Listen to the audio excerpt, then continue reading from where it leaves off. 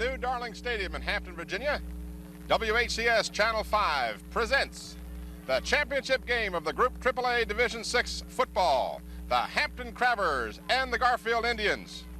Good afternoon, everybody. I'm Tim Cole along with Bob Hintz, and welcome to soaking wet and very chilly Darling Stadium for the championship game between Hampton and Garfield. And Bob, unfortunately, we're going to be looking at some terrible weather conditions. Well, we really are, Tim, but we were talking to Diane Limerick earlier, and she says Hampton practices in this. They throw the ball in this.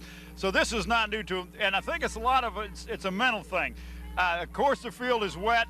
The conditions are not favorable like we have been blessed all year long with great field conditions. But this is going to be a test of character here today. The Hampton Crabbers, one loss on the season, that a 22-14 loss to Phoebus. The Garfield Indians have lost twice. They avenged one of those defeats. They lost to Potomac earlier in the year, and they lost to Fauquier, and then they avenged that loss in the playoffs to get here against the incredible Hampton Crabbers. And incredible, I say, since 1985, as you saw on that lead-in piece. They have won 71 games and lost 7. What an incredible record. I tell you, and it all goes to the coaching staff. The coaching staff's instilling these young men the desire to win because they have good work ethic. The coaches have good work ethic, and so do the kids, because it permeates down. You do what your leaders show you to do. He's always been blessed. He being Coach Mike Smith has been blessed with great team leaders. Anthony Cherry is no exception. He's done a great job of leading more by example than anything else. He is a great athlete, as he was picked on both the defense and offense for the district this year. It's just a raw, awful day out here, and our hats off to these. There you see the fans from Hampton High School who have been here. Some of them have been here as early as 11:45. I talked to Margie Johnson, her husband Bill, who I happen to know from work at the Daily Press. They were here at 12 o'clock, so they've been sitting here for almost 2 hours before they even throw the first ball. I tell you, you want a good seat today, and there's not going to be many good seats on the Hampton side. Hampton, coming into this ball game, is playing some of the best football I have seen any team in high school play, Tim. They are just playing excellent defensively. They have always played good defensively. Last week they even played better. We're getting ready now for the national anthem. And we invite you to join us now for the playing of our national anthem by the Hampton High School Marching Band.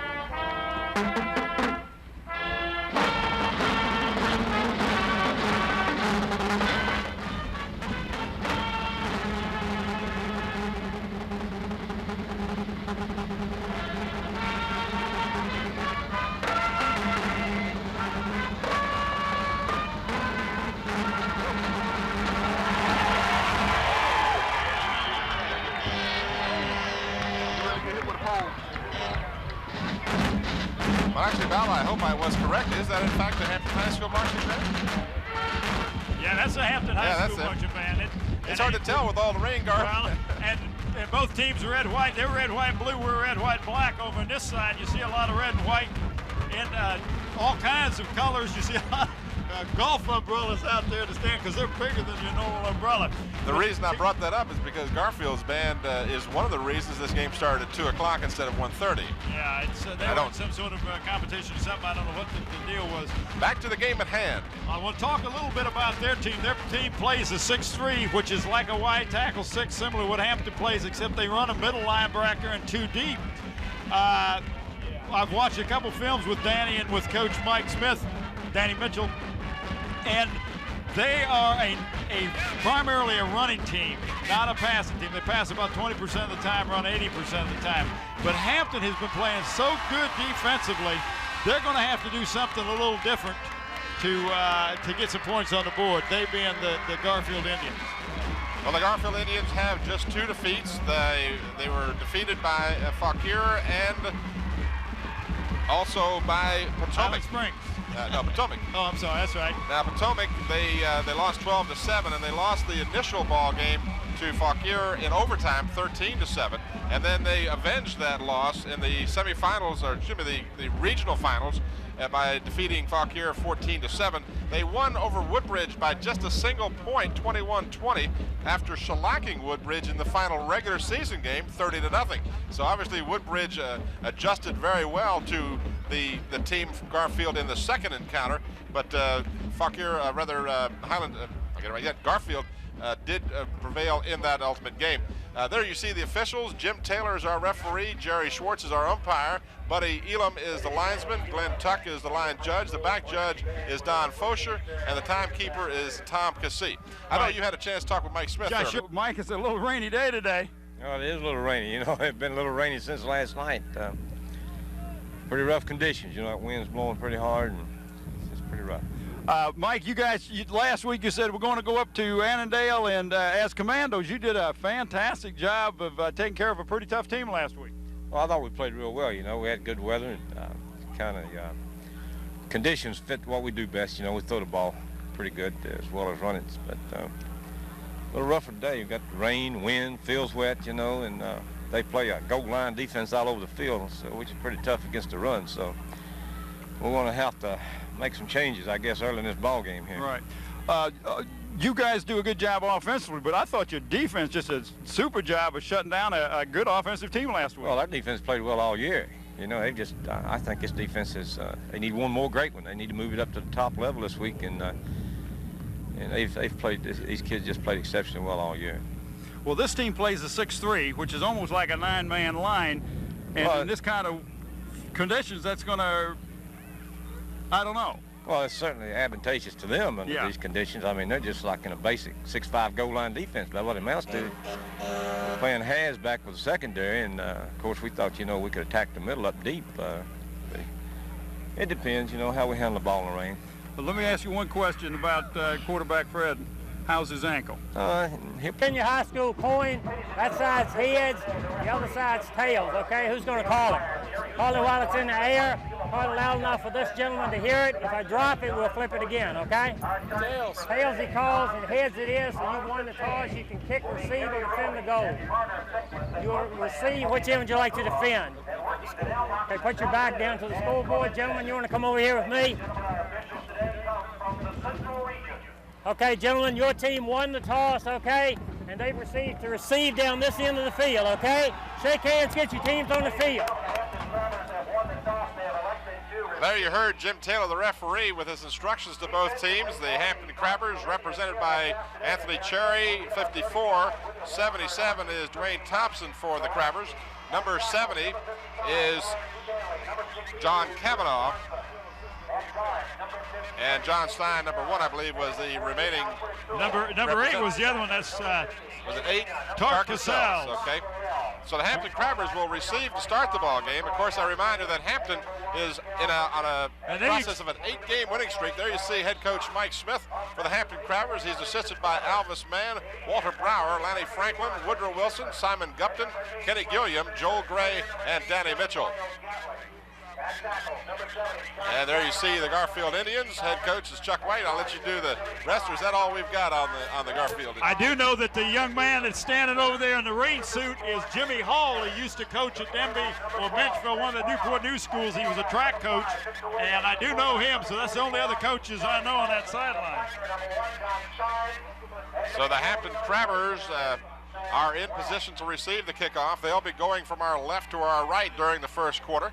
And they will, in fact, have a little advantage of the wind. The wind is coming more or less across the field towards us, but every now and then it is going from left to right a bit. But the wind and the rain are certainly going to have a determining factor in how well the passing game is for both of these teams today. Well, I think so too, Tim. It's it's got to affect the Hampton Crabbers a little bit more because they're more of a passing, they have more of a passing attack than the Garfield Indians. But again, if you're the Garfield, you might think, well, they won't pass, and that could fall right into your game plan. But you know, and I know Mike Smith is his staff do just a fantastic job preparing these young men to play an opponent they haven't seen in a long time. Matt Daly has the ball teed up for the Garfield Indians, and we are just about underway. The left-footed kicker has it in the air. It's fielded by Cassels at the 20-yard line. Check that. That is Sean Hamlet. Sean Hamlet is wrestled out of bounds at the 40-yard line. In on the stop was Alfred Toole, number 40 for the Indians, and the Crabbers will start from their 40-yard line. We'll give you the starting lineups. There you see the Hampton Crabbers. Anthony Cherry is the center. The guards are Newsom and Kynes. The tackles are Bowers and Cavanaugh. And in the backfield, you got Fred Brown at quarterback. Ellenson is starting fullback. Vic Williams is tailback. DeFliner Stein. The end is either Gatling, Spencer, or Pittman. You'll see those combinations in there today. First play from the line of scrimmage. Vic Williams carries for 7 yards out to the 47-yard line. We have seen Vic Williams play a lot of good football this year. He's not a very big man, but he is a great runner. And we'll give you the starting defensive lineup for the Garfield Indians. There you see Stanley and Johnson on the tackles. Foyer and Toole are the guards. The linebackers are Burrell, Medina, and Farron. Rakowski is the end, along with Walker. Bridget and Askew are the safeties. Second down and 3. Vic Williams stopped cold at the line of scrimmage on a good hit by the Indians. If you can see out there on that field, Tim, they are playing that 6-3. That's 3 linebackers. If you read the paper today, it looked like a 6-2-2-1, but that's not what they play. Their defensive corners, or safeties, if you will, are going to play right on the hash mark. That leaves a lot of room on the outside. As you can see on the replay here, he makes a tackle right at the line of scrimmage. But there's all kinds of room out here deep and to the right. Gain of 1 yard on the play by Williams. It brings up a 3rd down and 2, and no first down as the Indians stack the play up at the line of scrimmage. In on the stop for Garfield was number 83. That is Mike Gorkowski, and he will hold the Crabbers to a 4th down. Well, they actually lost about a half a yard on that play. It was just a little slow developing, as you can see in the backfield. 83 just did an excellent job of fending off the blocker that time, and that's Gorkowski. Stein's kick is a high, short kick, fielded at the 31-yard line by the Indians. The young man receiving that is LaTroy Askew, and he will be the main running attack for the Indians this afternoon as they will start from their 31-yard line. There you see the offense for the Indians. The center, go ahead, Bob. We got Faisal at center, Stanley and Four at the guards, the tackles Medina and Timmerman. And quarterback Hicks. Askew is a great running back. The fullback is White. The tight end is Burrell. Split end is Gardner. The flanker will either be Bridget or Bordash. First down for the Indians from their 31-yard line. And now a timeout being called by the officials. I remind you, we play 4 12-minute quarters, and in fact, this timeout will be charged to the Indians. There you see the Hampton defense. The guards are DeBrew and Tucker. The tackles Thompson and Burrell. The ends Newsom and Pittman. The linebackers Capehart and Cherry. Cassels and Connor will be the corners, and Sean Hamlet, number 9, will be the safety. What I started to say was we'll play 4 12-minute quarters in high school ball. Each team gets 3 timeouts per half. And interestingly enough here, with just a little less than 2 minutes gone in the first quarter, before they snapped the ball, the Indians, apparently with some confusion, Bob, they have called their first timeout. Well, I don't know if they didn't have enough people on the field, or if they were had the wrong play call for the personnel. I'm not sure what the reason was, Tim, but that can be costly. You only get 3 timeouts in a half, and it's if you're a coach, you don't like to burn them at the beginning of the game. They are set to go now as the Indians come up at the line of scrimmage, the 31-yard line. Wide receiver to the right is Gorkowski, a two-way player for the Indians. And they're set up in the wishbone, Tim. This is LaTroy Askew, and he picks his way across the 35 to about the 36-yard line. And that area of the field, and let's give credit to Larry Malloy and his crew for keeping this field in as good a condition as is humanly possible, but that area of the field is definitely in bad shape from the rain. Here's your replay. Watch the quarterback Hicks as he will hand off to Askew, second man through, and following his blockers, Askew picks up about 6 yards. 2nd down and 4 for the Indians. No score here in the first quarter. Man in motion right side. The ball carrier is the quarterback, and he is out close to a first down. And that is no more what they did that time, Tim, is they put 2 wide receivers to the left and just took the ball and went around the right side, and it's just no more than it's a quarterback keeper, but they'll run a lot. But they'll use Askew. They'll put him sometimes at the fullback spot, sometimes at the tailback spot, because they're going to give him the ball the majority of the time. Here's your replay. You see White in motion as Hicks, the quarterback, follows his blockers very well for the initial first down of the ball game. Hicks back to pass, looks across the middle, throws the ball. It's tipped off the hands of the intended receiver, Bridget, and falls incomplete. 2nd down and 10. And it's very surprising to see a team that's not noted to pass to be the first ones to pass in the ball game. The Indians have come a long way under Chuck White. They were just 3-7 in 1988, as we'll watch the replay. Hicks has time and throws. The ball is just a little too tall for Bridget, off his hand. Over there on the defense for the Crabbers was Sean Hamlet, number 9. 2nd down and 10 for the Indians. 8:55 remaining in the first quarter. Pitch goes back to Askew. Askew tries to turn the corner, but the Crabbers there to stop him before he gets much, maybe 2 yards on the play. Well, that's a play that they run quite a bit. We've seen that. I'm talking about me and the coaching staff. I watched that on the film, and that's one of their bread and butter plays. They want to try to get the ball outside, get Askew outside and let him pick the hole, but that time he was hit and slowed up in the backfield and ended up picking up about a yard. As I started to say, the Indians were 3-7 in 88, just 2-8 last year. So Chuck White has turned this team around to their present 11-2 record. Hicks wants to throw, and again, the pass off the mark. Same intended receiver, Bridget. This time, Tark Cassels was the defender on the play for the Crabbers. And that'll bring up a 4th down and 8, and we'll see the kicking team on the field for the Indians. Back in deep punt formation.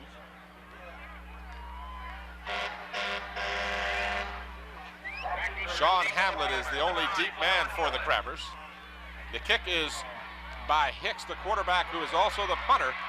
Hamlet trying to get around the right side, looking for some blocking, and again, Garfield does a fine job on the special teams, as in fact, loss of yardage on the return. Well, that was no more than Sean was trying to get outside that time, and the defensive people coming down covering that kick did a great job of stringing that out, as you can see on the replay. See the replay as it'll be fielded at the 25. He actually will end up getting about 3 yards on the return, but a good job by Garfield to force the play wide and thus give the pursuit time to catch up. 2nd possession for the Crabbers, 29-yard line is the point of attack. Pitch goes back to Vic Williams, and he is down as he crosses the 30 to about the 31-yard line. Over on the stop for Garfield is number 40, that's Alfred Toole. And number 31 on the stop as well, Tom Burrell. The Garfield Indians has done a good job of scouting Hampton also. They are attacking that. Their defense have been right good all year, and I noticed a sign over there that says the sack tack is the back. They had evidently they've had a great defensive unit that's played this year also. Offensively, the Indians average 21.5 points a game, while they've only allowed 8.3 per game. 2nd down and about 8. Brown to pass for the first time. He's got Pittman open at the 50-yard line. It's going to be a foot race. There are no flags. Pittman into the corner. He is pushed out of bounds at the 2-yard line. Fred Brown. What a nice pass and catch. Woo! Brown with 4 touchdown passes last week against Annandale. Throws this pass. It was caught by Pittman at the 50, and he was knocked out of bounds at the 1-yard line. He made a great move on the defensive halfback that tried to make the tackle. But I tell you, Tim, that was a beautiful, run by Pittman after a nice pass by Fred Brown. It'll be first and goal for the Hampton Crabbers. Fred Brown, who has thrown 22 TD passes this season, almost had number 23.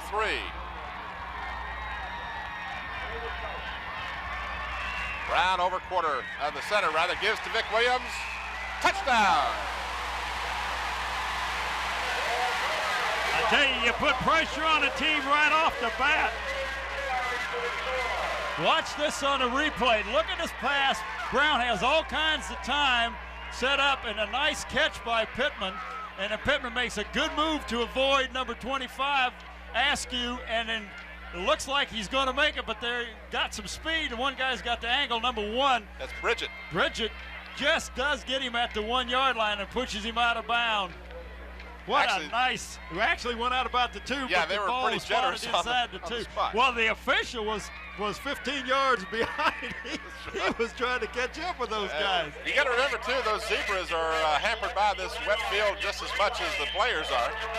Crabbers just took 3 plays, 71 yards, 1 minute and 9 seconds. And now a discussion. The officials have called a time. Let's listen in to Jim Taylor.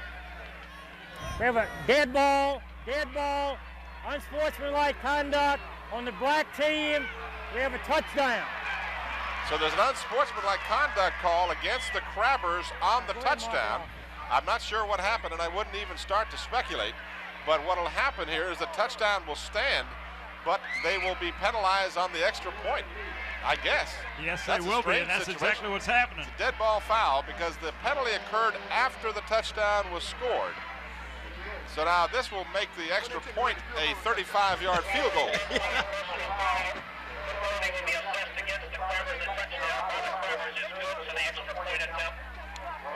Welch will try the extra point. He has connected on 37 of them during the regular season. And it's a busted play, so the extra point will not be any good, as the Crabbers were unable to get the snap away or something to that effect. I really couldn't figure out exactly. I couldn't tell what happened. I was trying to see. It didn't look like the ball was snapped, but I guess it was. At any rate, the Hampton Crabbers have jumped up on top with the big play. That one a long pass to Reggie Pittman from Fred Brown that covered 69 yards. And the final 2 yards, or 67 yards, excuse me, the final 2 yards tallied by Vic Williams, as Williams now has scored a total of 7 touchdowns on the season. And the Crabbers looking for their, well, this is their 6th appearance for the state championship in the last 7 years. Of course, the Crabbers defeated early last year by First Colonial, and they won it the year before at Todd Stadium against a good Robinson team. The Crabbers looking for the state championship, 2nd time in 3 years. Stein's kick is fielded by Askew at the 16. Troy Askew with some fine moves out to the 29-yard line, and then the Crabber pursuit stops him cold. Askew, depending on who you listen to, had 16 to 17 to 1,800 yards. The 1,800-yard figure comes from the school, and I'm told by our good friend Mike Keach that the schools have a tendency to inflate those figures a tad every now and then. Here's your replay from the end zone camera. We are happy to say we're using not 3 but 4 cameras for this coverage today.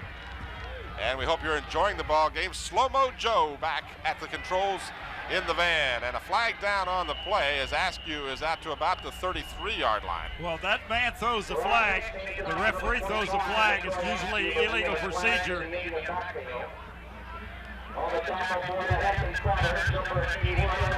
Illegal motion is the call against the Indians. Crabbers registered 5 shutouts during the regular season. They have dominated their opponents with the exception, and I say that in the playoffs, the exception being the Kickoff Warriors, who gave them all they could handle in a 17-10 victory. Let's listen to Jim Taylor. Illegal motion on the white team, repeat first down. So you heard Jim Taylor tell you illegal motion, and it is first down, but instead 1st and 15. 7 minutes remaining in the first quarter. Tim Cole and Bob Hintz coming to you from Darling Stadium. You're watching the state championship game, Group AAA Division 6. The Hampton Crabbers and the Garfield Indians. This is nothing happening for White. Latte White. That was Anthony Cherry. He was right in there about the time the handoff got there, and he had a little help from one of the other linemen, but Cherry was the initial tackler on that. There's a nice shot of the crowd, Tim. And watch here. There comes Anthony Cherry. Oh, I'm sorry. I apologize. That was number 70. That's DeBrew. DeBrew, that was number 72. And Cherry helped DeBrew on that. Hicks wants to pass, looks, finds a man open, hits him at the 30-yard line, and then taken down immediately at perhaps the 31. A gain of 7 on the play. Well, he just got back about to the original line of scrimmage on that. They still got a 3rd and 10. So Gorkowski picks up the 5 from the penalty and the 2 on the previous loss. It brings up a 3rd down and 10. Here's your replay. As you see, Hicks moves over, throws the ball, completes the pass to Gorkowski, and then very quickly closing in on him for the Crabbers was 55, Myron Newsom. And it brings up 3rd down and 10. Out of the eye, the play action fake. Hicks throws way too tall for his intended receiver, Carol Bridget. And that's the 5'9" sophomore could not have gotten that ball without a very tall ladder. Well, what happens with you in this kind of weather, Tim, when the ball gets a little bit wet, it's slippery, and it just kind of flies on you, and you don't get to follow through as well as you normally do. And of course, you say the number 14 is the punter, is also the quarterback. As you can see, the replay was way over the head of the intended receiver, Carol Bridget, number 1. Tark Cassels was defending on the play. Sean Hamlin, the ball goes through the hands of Hicks, and he will try and kick the ball. He will get it away, in fact. And it will end up a big play for the Indians because it will end up at midfield. Boy, did he have a good presence of mind on that play. But he was sure lucky. That slippery, wet ball slipped right through the hands of Hicks, who's not unused to handling the ball in bad weather because he is the quarterback as well. But he did a fine job of getting his team out of a big hole. Ball is marked squarely at midfield as the Hampton Crabbers leading 6-0 with 5:18 remaining in the first quarter. Here's your replay. You'll see the ball go right through the hands of Hicks, and he'll do a great job of evading one tackler and then getting away a short but effective kick. Stein comes in motion. The pitch goes back to Vic Williams. Williams is down at the 44-yard line after picking up 6. Well, that's a great job by Stein. Went in and made a great job of blocking on the quarterback. He was the young man in motion, number 1 for the Hampton Crabbers that time. Williams on the regular season, 822 yards on 140 carries. And Williams did score 7 touchdowns during the regular season. He comes out now for the Crabbers in favor of Sean Hamlet, number 9, who is equally effective and has very good outside speed. Sheldon Snow is in the backfield along with Hamlet. Stein is in motion, coming back towards the line of scrimmage. Brown fakes, wants to throw. He's got Stein over the middle, but he finds instead number 80, his intended receiver was Wayne Spencer, but Spencer couldn't get back to the ball. It was just underthrown. Was he wide open? No, he and Stein both were wide open. Yes. Stein was open over the middle, and Spencer, that's what that effective running attack will do for you, of course. Well, he did a great job. He being Brown did a great job on the fake. Watch this fake. He fakes the pitch, and Hamlet is also open, but the ball is just underthrown as Wayne Spencer tried to stop and come back to get it at about the 30-yard line. Stopping the clock with 4:16 remaining. 3rd down for the Crabbers. 3rd down and 4. They need to get across the 40. Stein again in motion. Brown on the option, pitches back. Sean Hamlet will have the first down and then some as he goes out of bounds at the 35-yard line. A first down for Hampton. He is driven out of bounds by Mr. Everything, LaTroy Askew, the two-way performer for the Indians. We mentioned before his running prowess. He is a very intricate part of the defense for the Indians. He most certainly is. He's one of the defense. They only play 2 deep in the secondary, as we can see on the replay. John Hamlet is such a good. Sean Hamlet just does a lot of things. He can quarterback, he plays defense, he plays running back. You need somebody to fill in and do something. John can do it. And he is just a junior.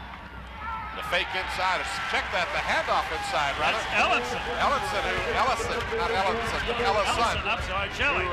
Shelley Ellison, who has carried sparingly from the opening part of the season because of an injury occurring in the first game of the season against Green Run. Well, I missed that game, but you can see on the replay, just a quick hitter. It's a quick opener right up the middle. And Shelley does a great job picking up yardage all the way down to about the 23-yard line. But I missed that opening game when he hurt his knee, and it took a while for that knee to heal, and then, of course, it's a mental thing also. Well, not only that, but he lost his starting position because of the fine depth that the Crabbers have at the running position. This is Ellison again. The big running back that Ellison is good for this kind of weather condition. Ellison is 6'2", 212. He's a big man. He is just a junior. We remind our audience that 18 starters from this Hampton team will return next year with a JV team coming up that lost only one game. Well, they've got a young man by the name of Lacey that is about the same size as Shelley Ellison. And then, of course, they also have, who's the other young man that runs this K-Park, who also runs that. And he's a big man. This is Vic Williams, number 5, and he is down to the 15-yard line, which will be about 2 yards short of the first. It'll bring up 3rd down and 2 for the Crabbers. Victor Williams, as I mentioned, 922 yards on the regular season, and he has been the mainstay of the running attack for the Crabbers in the last half of the season. Good cutback by Williams. I was going to say there was a beautiful cutback on a very sloppy field where you have kind of treacherous foot conditions out there. 3rd down and 2. Brown calls a timeout. He may have been trying to get Garfield to jump off with an irregular cadence count. Well, I tell you, if they put one man out wide on John Stein like they had that time, nobody up close to him. It kind of reminds me of last week's game. You can throw that ball to him and you get a quick 5 to 10 yards before anybody can get to him. There you talk about last week's game. We hope that the fans had an opportunity to either attend that game in person, which we did up at W.T. Winston Field, or at least have seen it here on Channel 5 or Channel 36 in Newport News. But in that game, Hampton just totally dominated, forcing 5 turnovers and allowing a team that averages 42 points a game to a single touchdown that occurred in the waning moments of the game. They just totally dominated the Annandale team, and for that reason, come into this game as a heavy favorite against the Garfield Indians. There you see Danny Mitchell on your screen, giving instructions to some of the players, an intricate part of the coaching staff, and we can't emphasize enough the questions we get most often from people who don't necessarily follow Hampton City school teams and Hampton in particular is how does Hampton High School keep doing this year after year? And the answer is, in our opinion, great talent, but superb coaching. They get good talent because they got kids who want to be part of the program, who are enthusiastic and are positive and are ready to do whatever it takes to be a winner. They have coaches that just do a great job. They all have great work ethics. And I asked Danny Mitchell, I said, Danny, your team doesn't show a whole lot of emotion, and I'm sure there's emotion out there. He says, you wait till we win the championship, you're going to see some emotion. But this team, they just like they have a job to do. They go out and they do the job, they get it done, and they prepare for the next week. The Crabbers, as I mentioned earlier, are 71-7 since 1985. Just a phenomenal record, averaging more than 11 victories each year for the last 6 years. 3rd down and 2. Wide open over the middle, touchdown! Well, that's Wayne Spencer, number 80. He was so open, it was almost ridiculous. Nobody picked up the tight end.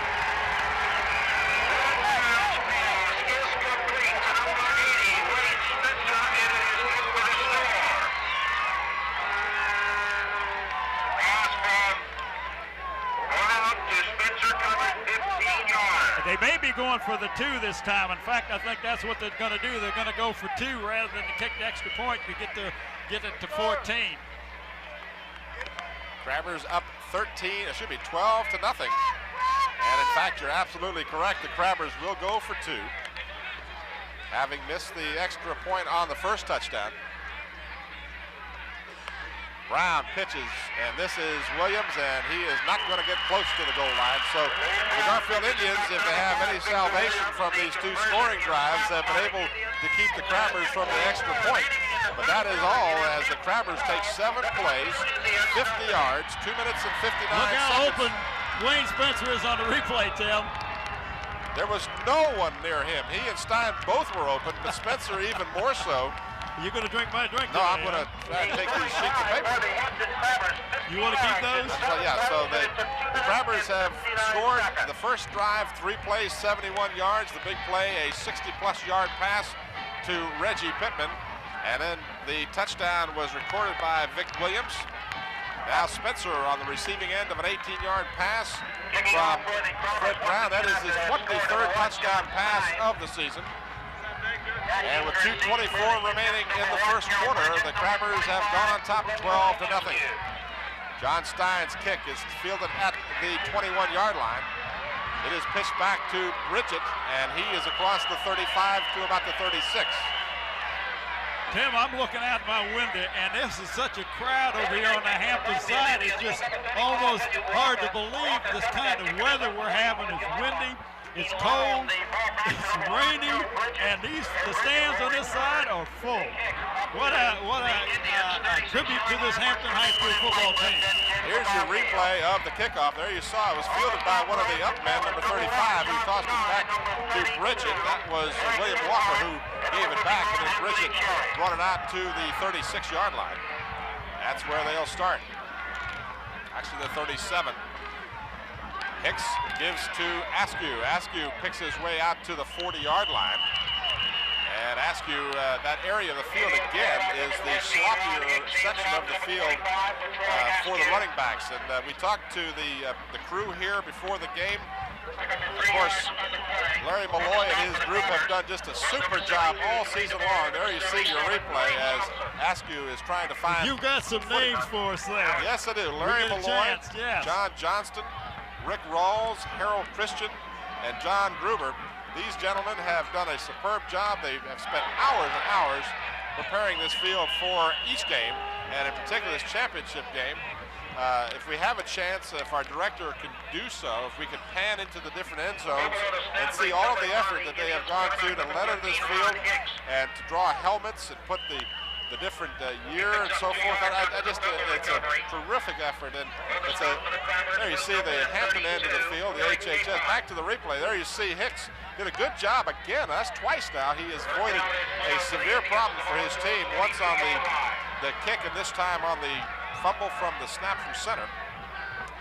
And the Indians now looking at 3rd down and about 3, and they complete the pass at the 47-yard line. They'll have a first down. That was a nice pass that he completed that time. Pass is completed. That was 85 Wes Gardner who was on the receiving end of Ron Hicks' pass. Here's the other end of the field, again, that Larry Malloy and his group have done such a fine job. Here's the replay as you see Hicks kind of throws out a wobbly pass, but it was kind of a wounded duck, wasn't it? As long as it gets to the man, that's all that counts, of course. And the young man that received that pass, Wes Gardner, gives the Indians some life here at the 40-yard line. Deepest penetration of the ball game for the Indians. This is Askew, who picks up 7 more. So Garfield now, as you could have expected, they might have just started to roll over and die after falling behind by 2 touchdowns, show some new life, and we have played 1/4 of this championship ball game. Well, Tim, as you said earlier, this team has won a lot of close games, and they've come from behind to win some ball games. They were behind 13-2 against Highland Springs and ended up winning that ball game last week. So that is the end of the first quarter of play. 12-0 after 12 minutes as the Hampton Crabbers get a touchdown from Vic Williams and a touchdown from Wayne Spencer, but both touchdowns were most definitely set up from the more unlikely attack of the passing of the Hampton Crabbers in this terrible weather, as Fred Brown connected to Pittman for 60-plus yards and then to Spencer for 18 for the touchdown. And the Hampton Crabbers using a versatile attack, as they have so often all season, mixing the running and the passing, incredibly effective. There you see the huge crowd on hand on the Hampton side of the field. And as I said before, I take my hat off to these people who've been out here, some of them for more than 2 hours before game time, to get a glimpse of this football game. Nobody ever follows losers. Everybody likes a winner. And that's the truth. But the Garfield Indians now are on the attack as they have moved the ball down to the Hampton 33-yard line, as Hicks has mixed up his plays fairly well. Crabbers' 6th appearance for the title game in the last 7 years. The only year they have not been in the title game last year when they were defeated by First Colonial. And you'll see what Garfield does, Tim, is they'll shift that end over and they're going into an unbalanced line.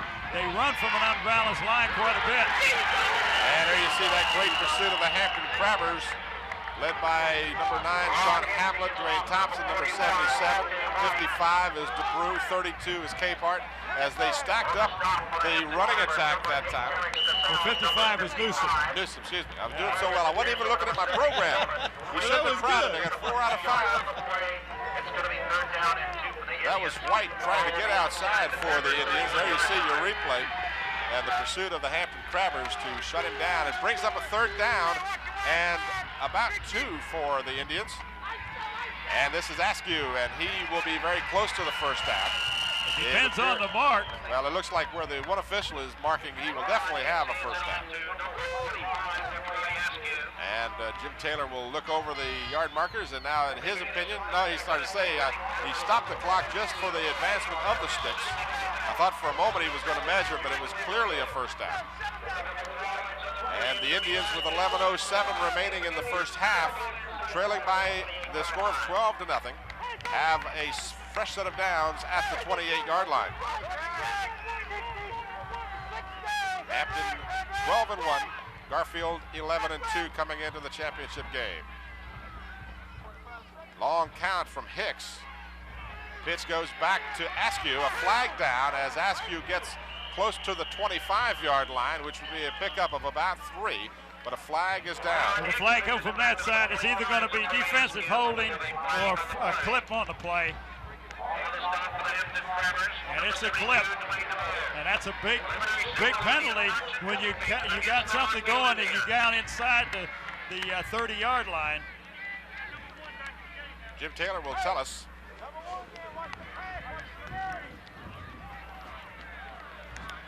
We have a clipping on the offensive team, repeat first down.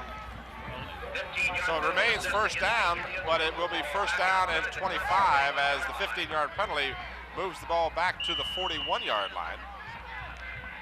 And the Indians of Garfield, trailing by 12-0, will bring it up. Ron Hicks is the quarterback. The running backs are 25, the Troy Askew. And it looks like Hampton got the ball.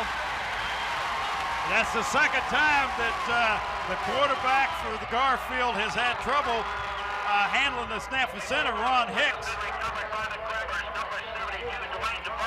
So the first turnover of the ball game ends up in the hands of the Hampton Crabbers. Here you can see the replay from the ground level, and it will switch up. The ball just comes loose, and with that slippery ball, you're going to have problems with it, and the Crabbers have pounced on it at the 41. And that was Dwayne DeBrew that ended up with the fumble recovery.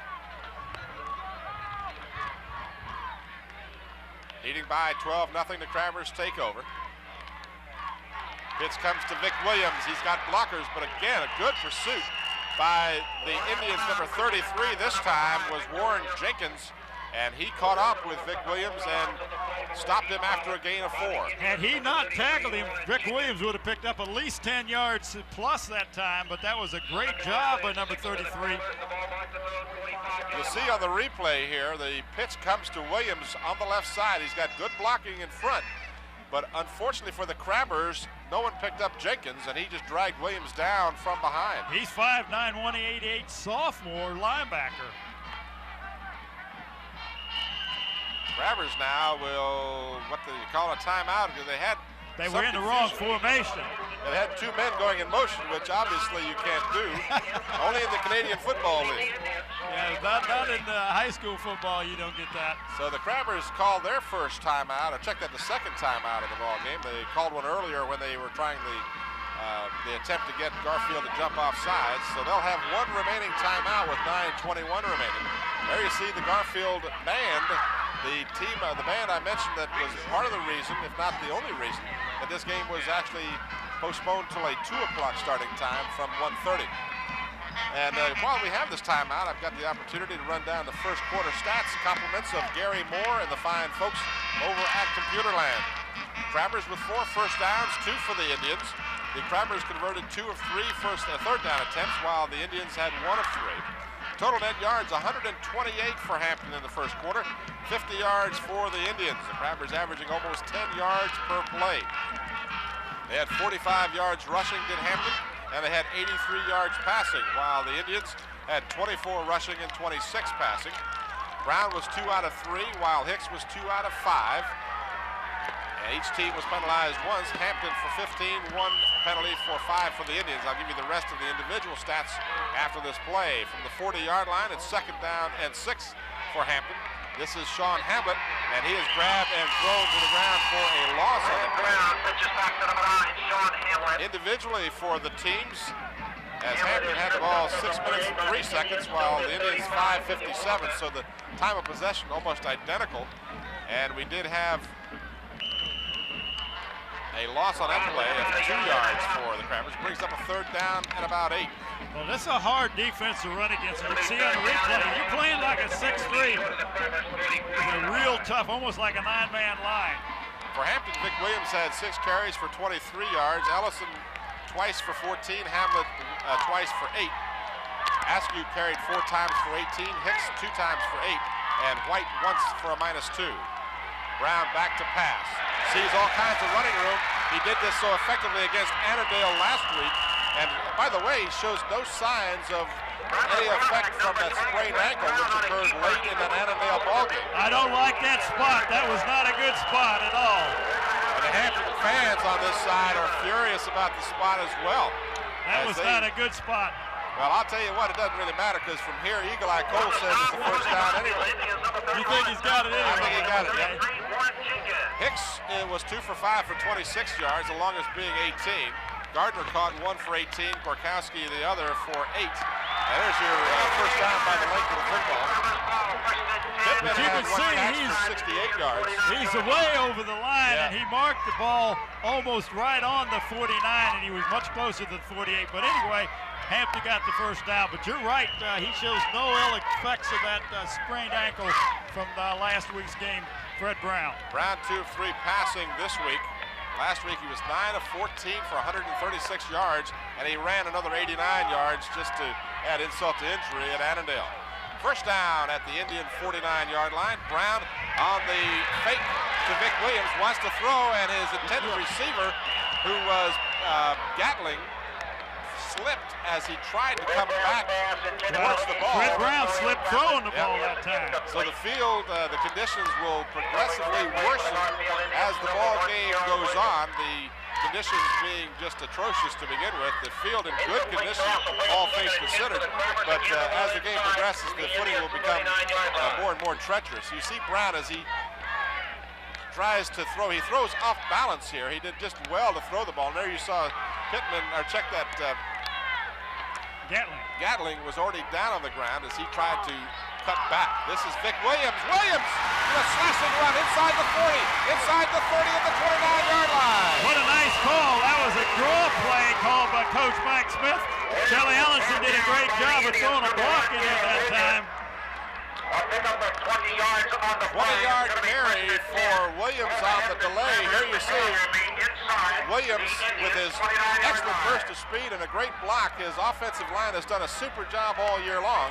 And this time they open a big hole as Williams head fakes one man and then is finally taken by Bridget at the 29-yard line. Well, I tell you, Bridget and Askew both have to be good tacklers because they're the last line of defense in that secondary for the Garfield Indians. 7:19 remaining in the first half. This is Ellison. Ellison goes forward for 4. And the Crabbers, again, mixing up their attack very effectively here in the first half. Well, they most certainly are. This is has really kept the Garfield Indians kind of off balance. When they expect to pass, you run a draw play, which that's about 20 yards. You run when you expect to pass. You pass when you expect to run. You're just trying to keep the other team off balance. And Mike Smith does an excellent job of play calling. The gain of 4 by Ellison sets up 2nd down and 6 for the Crabbers. And now we're going to have a delay of game penalty, I believe, against Hampton. As Jim Taylor, referee, couldn't find his little yellow hanky and finally does so. A delay of game is indicated against the Crabbers. He was going to throw it and he had already dropped it. Crabbers on an 8-game delay a game on the black team. You heard Jim Taylor, as I started to say, the Crabbers on an 8-game win streak, the Indians on a little 7-game streak of their own, as they started the season 4-2 and then won their last 7 straight coming into this game, which they have struggled to get here. They won by 1 point over Woodbridge and a single touchdown by Garfield over Fauquier, as well as their opponent last week, Highland Springs. Brown wants to throw. He's got Stein. It's just overthrown to Stein, or underthrown to the other receiver in the general area, who was Reggie Pittman. But Stein appeared to be the intended receiver. Yeah, he was wide open. That was an excellent, he had excellent protection that time. But that ball's got to be a little bit wet, a little bit slippery. You watch it on the replay. Fred does a great job of making a fake and dropping back and setting up, squaring his shoulders and making a nice throw, but it's just a little high because Stein was wide open. Great camera work, good coverage by our crew as usual. A super job all year long. And Slow-Mo Joe back at the slow motion replay after an absence last week. 30-yard line is the point of attack. 3rd down, fumble. Ball is loose, I believe. Well, let's wait and see. I won't even speculate. I thought perhaps it was recovered by the Indians, but let's wait and see. And they're going to say Hampton retains possession.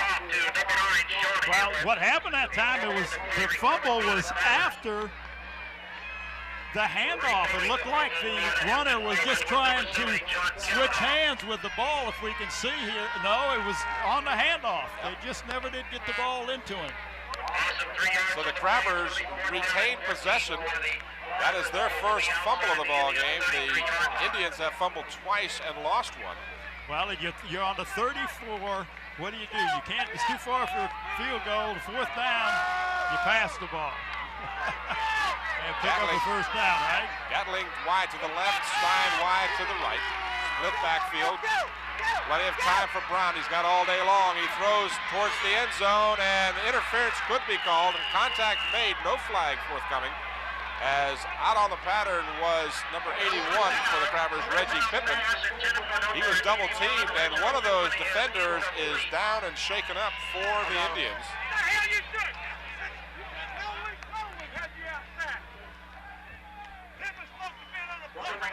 You may be able to pick up some of the audio portion from the sidelines. The coaching staff for the Crabbers lamenting one of the intended receivers. I won't mention his name for fear of embarrassing the young man, but they were telling him he should have been at a certain place and he wasn't. There you see the double coverage, good contact, but I think that was a good no call by the officials. Yeah, it looked like incidental contact. I don't think it was penalty at all. So that'll give the ball over to the Indians on downs, as it was 4th and long. And while we have this timeout for the injured player, Bob, let's tell us about what's going to happen for our player of the game. Okay, we're going to have a player of the game today from the Hampton Crabbers, of course, and we'll present him a plaque, and it's awarded to the player of the game. It's going to be donated by DC Engraving. It's a sample of metal photo. DC Engraving is located in York Village Shopping Center on Route 17 in Grafton, and I was really pleased on the plaques that I've been getting. It's had the championship regional game on it. It had the semifinal game last week on it. We're also going to give a staff shirt, which is being presented and donated by Turner's Hardware and Sports Place, which is located in Willow Oak Shopping Center. Turner's also has 2 other locations to serve you. One at Denby Hardware and Sporting Goods located in Denby Square, and the other one, the newest store, Sports Place, located in the shops at Hampton Harbor next to Hampton University. They also were the ones that donated the stadium seat that Jess Wheeler picked up today, as we got that on film on camera too. Garland Scott, the injured player on the play, is able to get up and walk off the field on his own, we're happy to say. And the Indians now, with White getting the handoff, he struggles out close to the 40-yard line. Number 41, Monte White, as he picked up about 6 on the play. Well, he's 229, 6'1", senior, Tim. He is a bigger runner, and as you said, your heavier, tough runners will do better on this kind of conditions for the most part. There you see him as he struggles for his yardage, finally stopped by Sean Hamlet. Ball is marked at the 39-yard line. It's second down and about 4 for the Indians. This is the more swift of the two running backs, Askew, as he struggles to the 45, and he will have a first down for Garfield. 4:50 remaining in the first half. Hampton leading 12-0. If you joined us late, you're watching the championship game between Hampton, 12-1, and Garfield of Dale City, Virginia. They are 11-2. Here's your replay. And the game played on the 8th of December, 1990. Tim Cole with Bob Hintz from rain-soaked Darling Stadium. Boy, you know, we were talking about it. We had the greatest weather all season long for football. We were either a day before or a day after rain all year long, and it finally caught up with us. Ball squarely marked at the 45-yard line. Almost picked off. Terry Connor, number 11. For Hampton, had it in his hands and just couldn't hold on to it. That was poorly, a poor pass. I mean, poor decision, because there was no way that was going to be completed. Connor was the only man really who had a shot at the ball. Here you see the pass from Hicks, well behind, or at least too high for the intended receiver. Out on the pattern for Garfield was Dobash. And back there also defending was Anthony Jarrett. Second down and 10. Clock stops with 4:25 remaining in the first half. Hicks on the draw play, gives to Askew. Askew says, oh no, don't do that to me again. All the way back to the 36-yard line. The field is just not quick enough for a runner to get outside, especially Hampton's got such a quick defense anyway. They get to the ball so fast, but that's going to really put them in a hole. Brings up a 3rd and long. This didn't fool Hampton for a second. Askew, first of all, it's stacked up in the middle, as you see. Then Askew decides to go east and west, and Reggie Pittman, number 81, was there for the stop, as we have an injured player on the field again. And this one, we can't make it up, but I believe that might be Askew, number 25. I believe that's exactly who it is. If that's who it is, that could be a serious blow to the Garfield Indians. Well, not only because offensively he has been their big gun all year, Tim, but he's a very integral part of that defensive secondary that that 6-3 that the Garfield Indians run. All right, with a timeout on the field, we'll return to Darling Stadium for the conclusion of our first half, but first, this brief timeout. This young man wrote us a letter and said that he enjoyed watching our contest and our broadcast, of course, and we got a stadium seat for him. Let me hold this thing up, and it says WHCS Channel 5 Turner Sport Place. It was donated by Turner's. And Jess, in your letter, you said something about doing some track. Yeah, my son Tony, he runs track for Kickerton High School, and needless to say, I'm here to support Hampton, but my heart is with Kickerton, and needless to say, his success. And I would definitely like to see his track meets on your station. Well, we'll sure try to do that if we can. Tony, of course, ran track for one of our crew members, Ron Bateman. Yes, Tony, tell me a little bit about what you do. Well, I run the 100 meters and the 200 meters, and I'm starting to get into the mile relay with the 400 meters. And last year we placed in the state, 9th in the state, and hopefully we're going to do pretty good this year. Well, that's great. Well, listen, we got the right colors, green and white. You got it. Well, listen, congratulations to thank you, you much. And enjoy the ball game.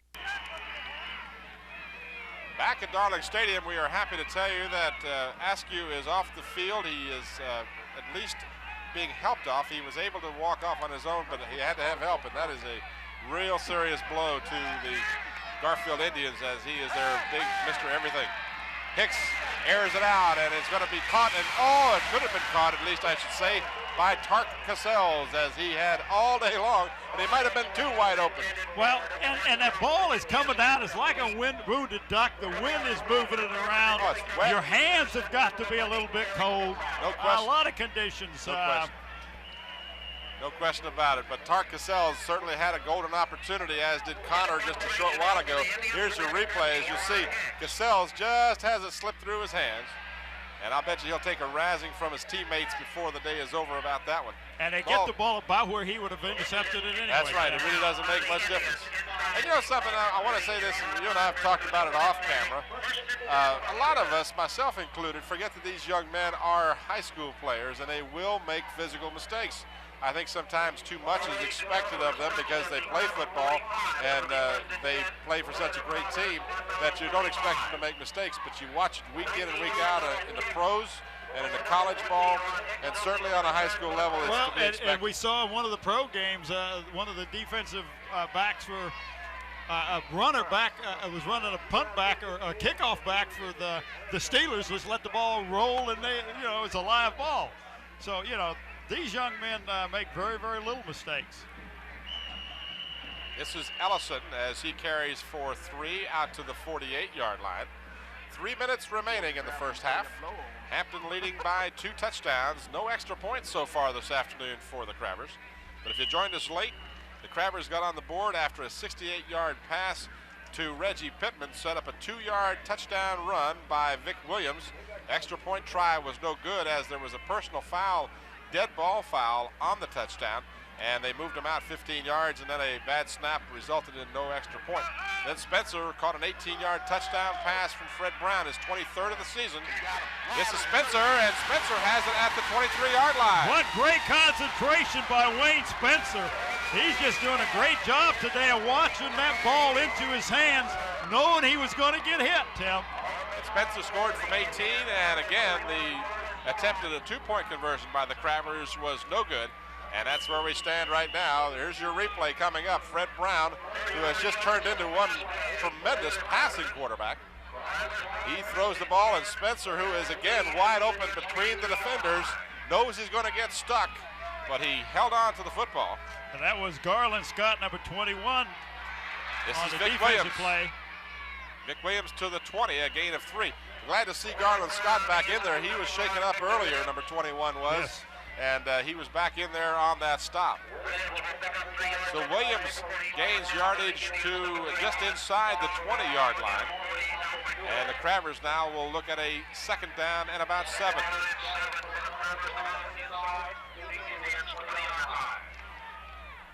Crabbers' overall record since 1889 is 555 victories, 210 defeats, and 45 ties. What a tremendous record. And stopped for little or no gain. Vic Williams.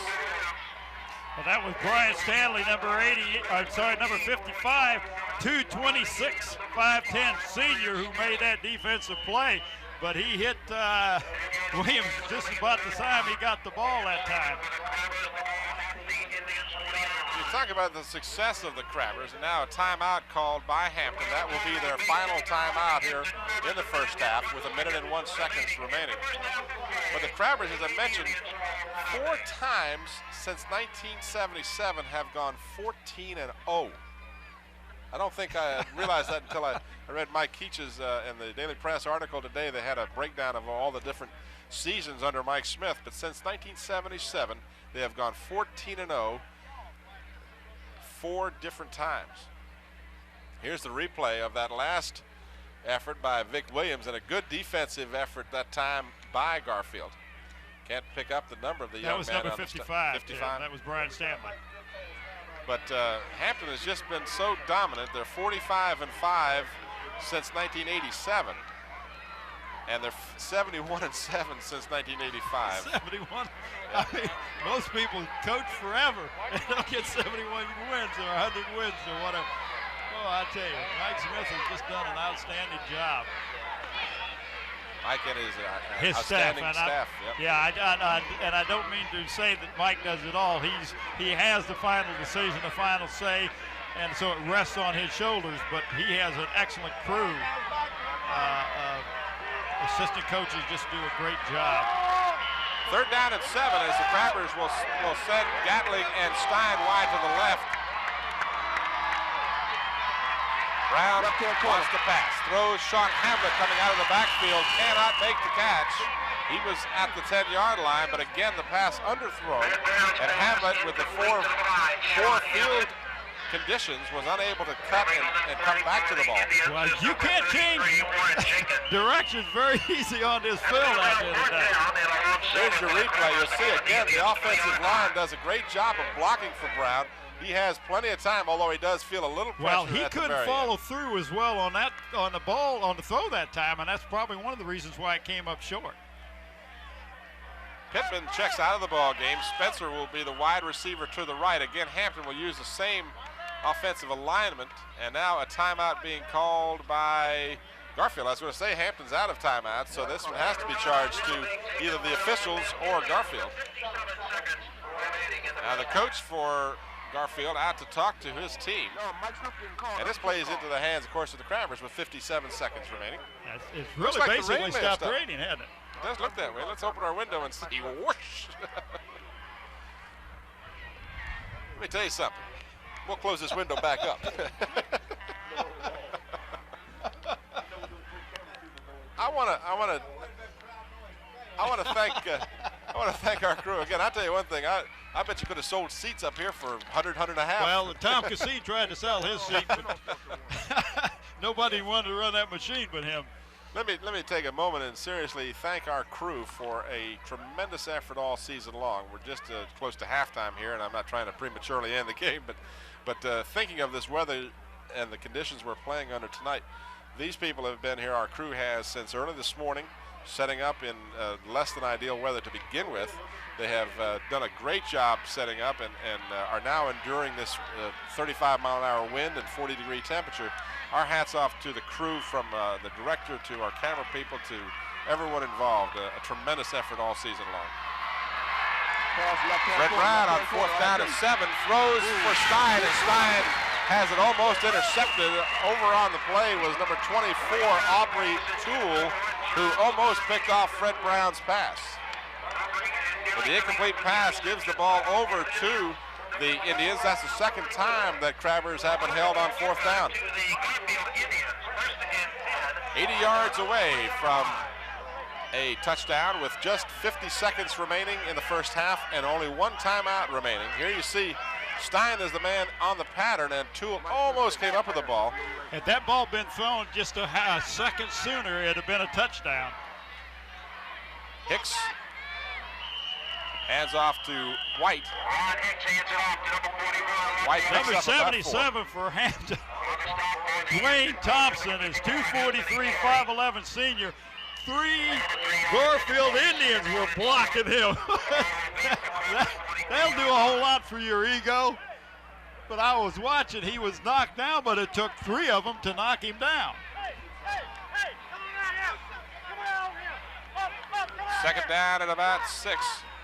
And again, the Indians at this point in the game just content to run the ball and run the clock out here on the first half, as unless they call their final timeout, that will be the last play of the first half. And right now, Chuck White is just going to be happy to get into the locker room and try and reorganize. The Indians are not out of this ball game by any stretch of the imagination, down by 2 touchdowns. But if the Troy Askew is in fact unable to come back in the second half, that will certainly diminish any chances they have of a 4th miracle comeback. I think so, Tim. I really do. All right, our halftime score from Darling Stadium: the Hampton Crabbers 12, the Garfield Indians no score. We'll return with our second half of action after this brief timeout.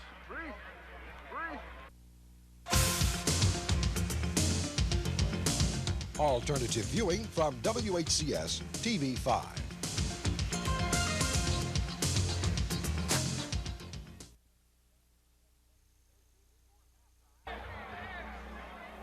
There you see the score at halftime as the Hampton Crabbers have just returned to the field. We are just a couple of minutes away from the start of the second half. We have your first half statistics for you. The Hampton Crabbers with 7 first downs, 4 rushing and 3 passing, while the Indians had 4 first downs, and they had 3 by rushing and 1 by passing. The Crabbers were 50% on third down conversions. They were 3 of 6, while the Indians were 40% of third down conversions, 2 of 5. Total net yards in the first half, the Crabbers with 194 yards total net yardage, while the Indians were held to 67. Crabbers averaging almost 7 yards per play, the Indians 3. Net rushing yards, 81 for Hampton, 41 for the Indians. Total of 19 rushing plays for Hampton, 15 for the Indians. There you see the statistics a little more abbreviated than the ones I'm giving you, but that'll give you a good idea of where the Crabbers and the Indians are here. The punts, the Crabbers punted once for 22, 3 punts for an average of 22 for the Indians. 2 of 7 pass attempts for Garfield, 3 out of 9 for Fred Brown.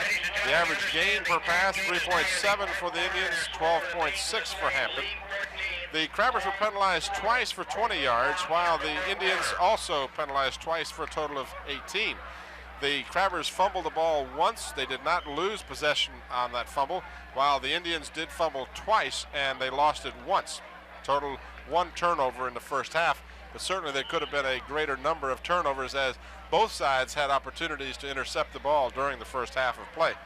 Crabbers had the ball 13 minutes and 19 seconds, while the Indians had it 10 minutes and 41 seconds. LaTroy Askew was the leading rusher for the Indians with 18 net yards on 7 carries.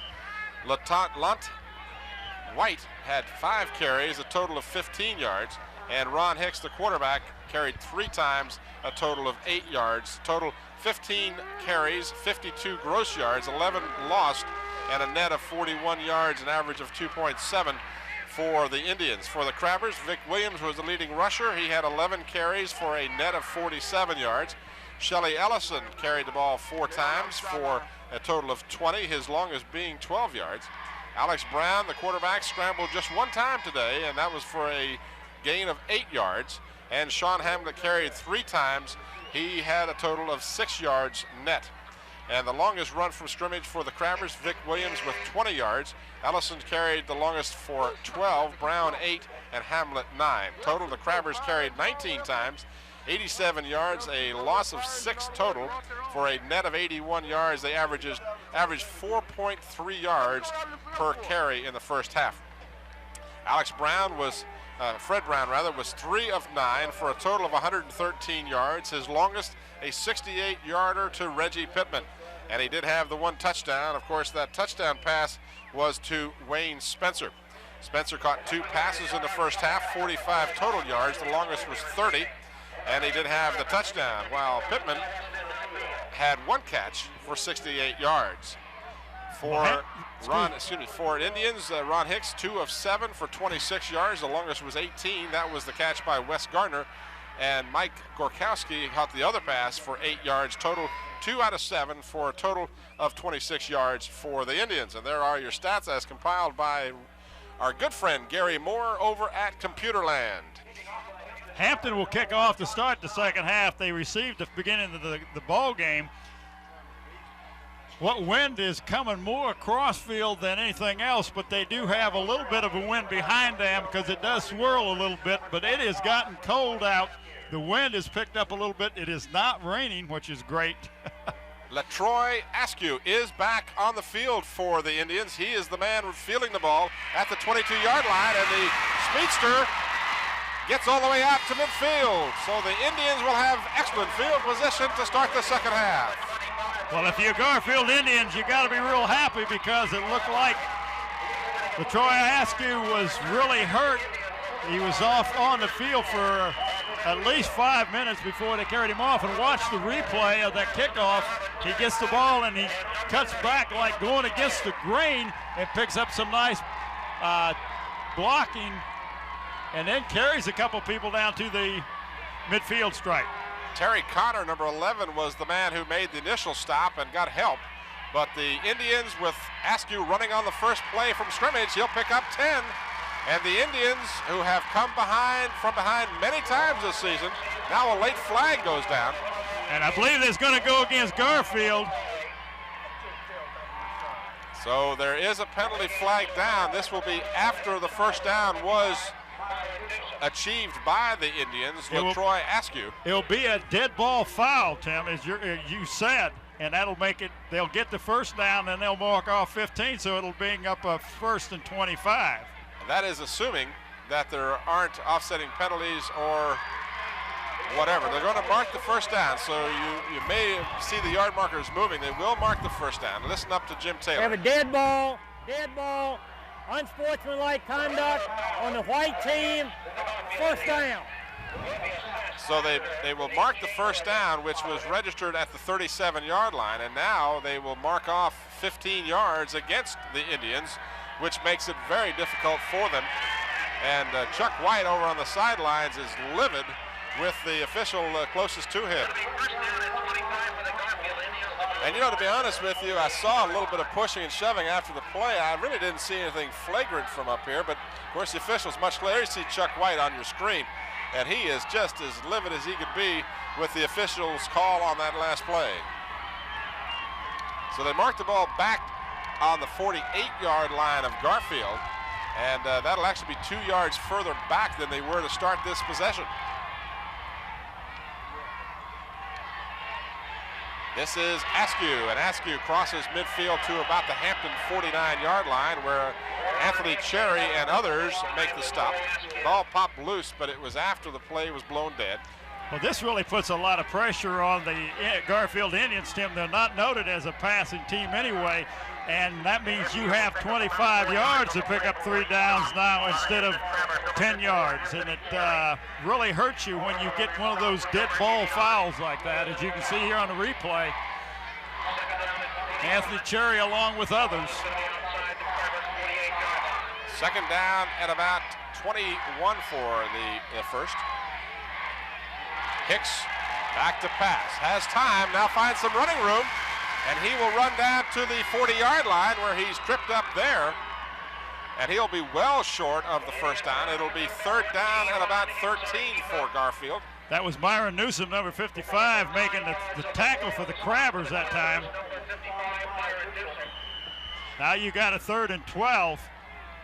Watch the replay.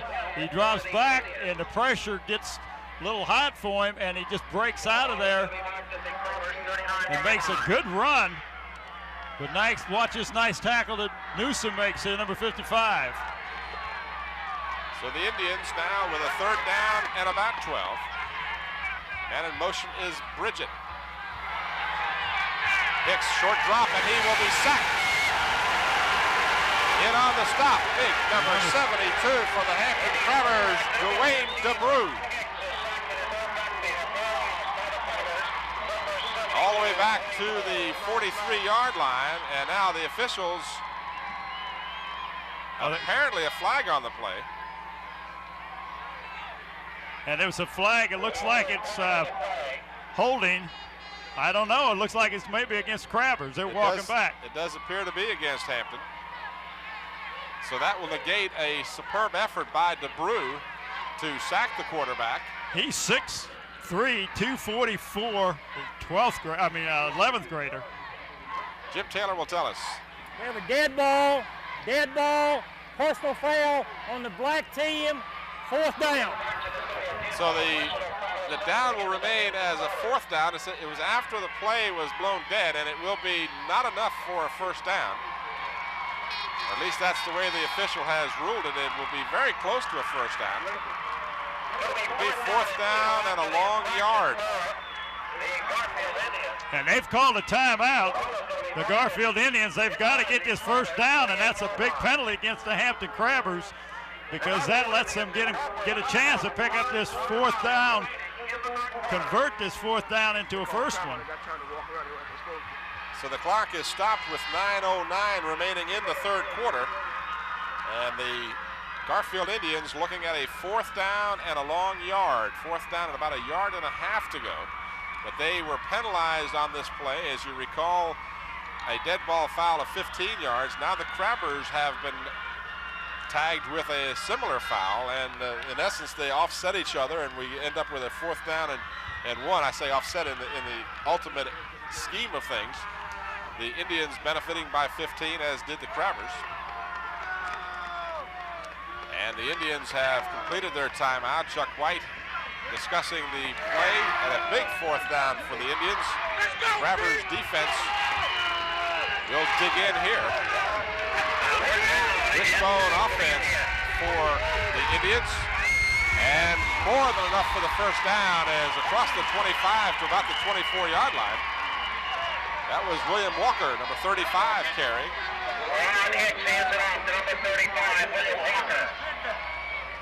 Anthony Cherry was on the bottom of that pile.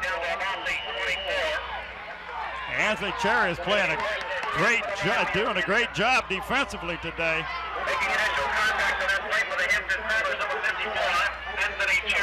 So the Crabbers looking at a wishbone attack that time by the Indians, and the handoff went to William Walker, who got the 1st down.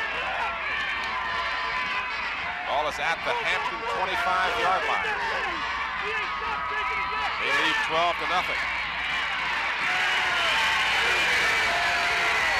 Mario Gantley, number 89, was the initial tackler along with Anthony Cherry again. That was Askew carrying the ball for the Indians. We'll see this on the replay.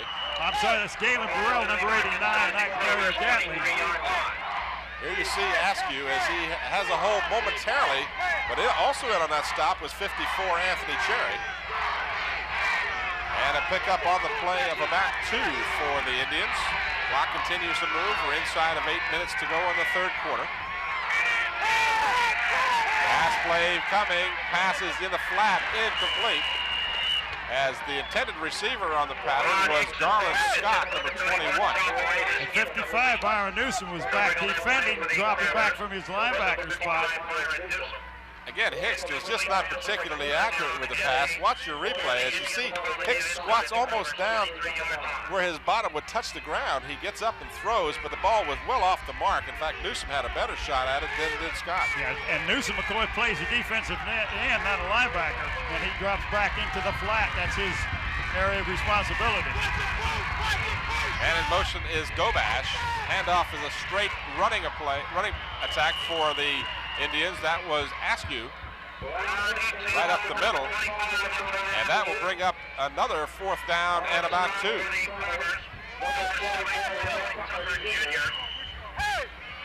So the Indians again facing a crucial 4th down, trailing 12-0. The Crabbers have scored 2 touchdowns, both of them one set up on the pass, the other a pass play itself. They're back in that wishbone.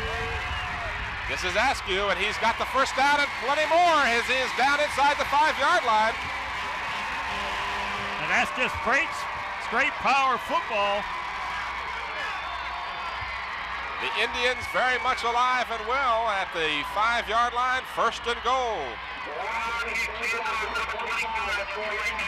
Connor and Pittman, as you'll watch the replay, Connor and Pittman come out. Ellison and others will replace them in the lineup. But you see Askew, Sean Hamlin, Terry Connor drag him to the ground, but not before he gets a 1st and goal.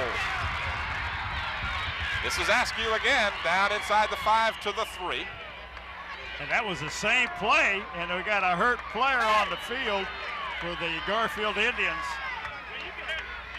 An official's timeout as the injured player is struggling to get off the field and not cause his team a timeout. He will have to come out at least one play now, as the officials did signal a timeout.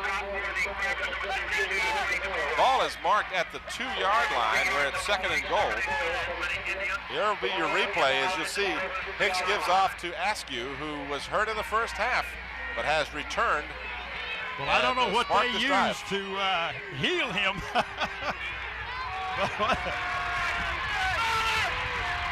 2nd and goal at the 2. This is Askew again. Askew is in for the score.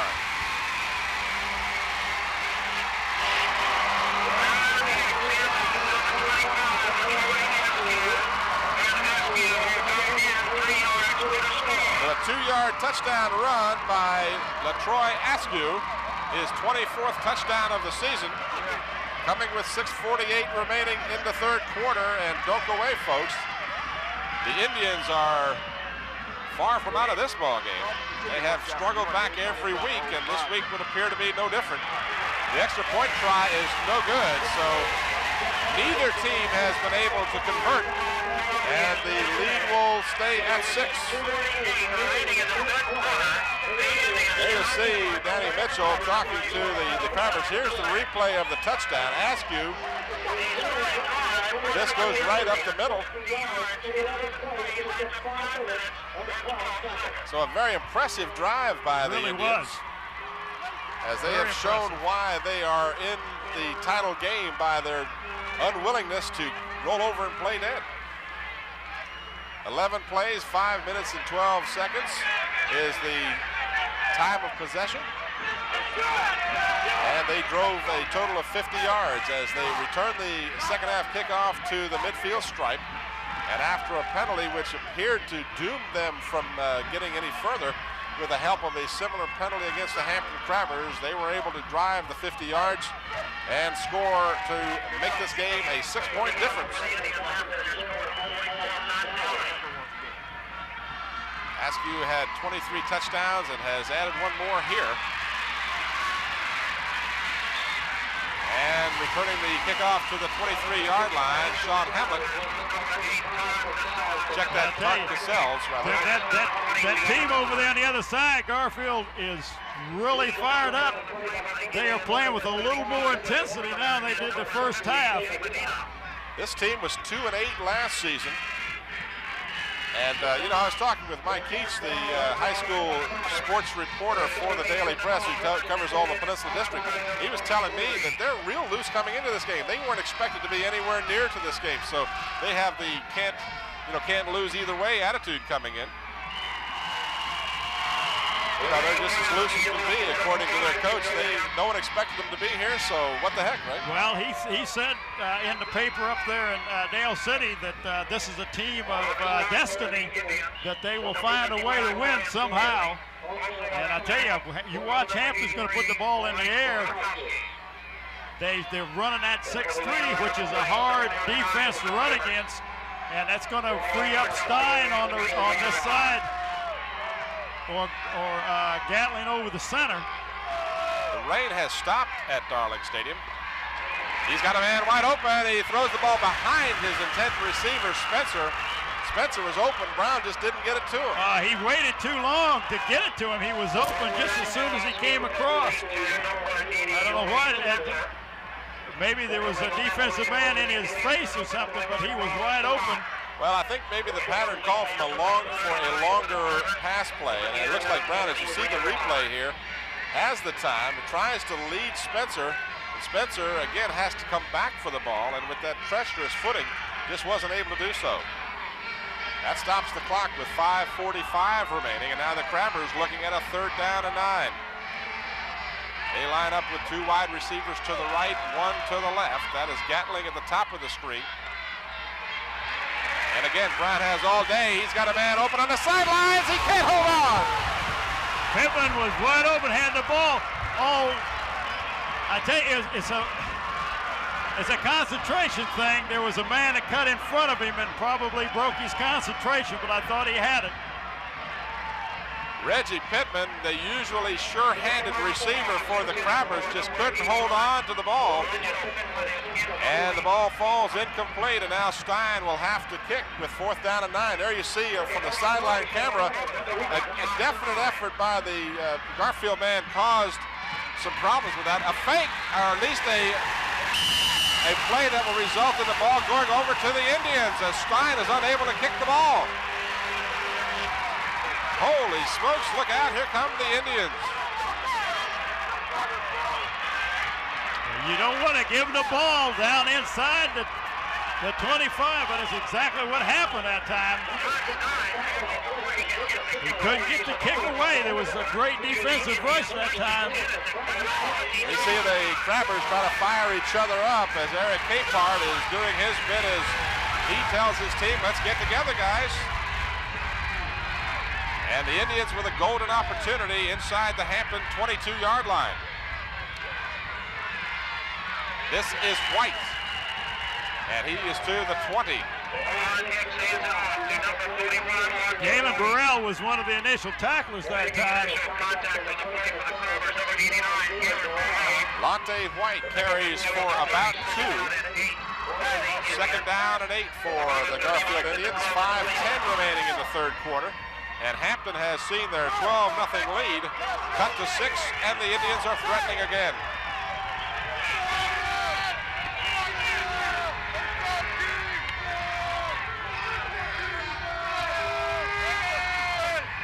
Ron Hicks with a long count, and in motion, handoff, and nothing happening as stacked up at the line of scrimmage. In on the stop, number 77 for the Crabbers, Dwayne Thompson. And that Crabber defense, which so often bends but does not break, comes up big, and it's third down and long, third down and about, well, let's call it 7, but it's more like 8. You can see on the replay, nice camera work. Dwayne Thompson was ready right in the backfield, and he picked up maybe a half a yard on the play. Third and long for the Indians.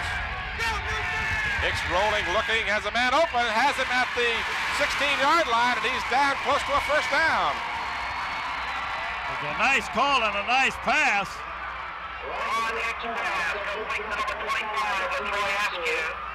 And it is a first down. All the way down to the 12-yard line as LaTroy Askew has come to the rise here. There you see him making the catch and run. The Indians have definitely gotten the momentum. Now an official's timeout, and they'll restart the clock as the ball was in need of being wiped off. 3:53 remaining in the third. The Crabbers leading by 6. The Indians a first down at the 12. This is Askew down to the 6. He really runs well from that power formation. They went to the weak side that time. Weak side being where they only have 2 men on the left side of the center. They're unbalanced to the right, and he came back to the weak side that time and picked up looks like about 6 yards. Second down at about 4 for the Indians. Those missed extra points for the Crabbers looming very large at this point. Out inside the 5, down close to a first down. The Indians can get a first down without scoring. And that's exactly what has happened. They have a first and goal inside the 2.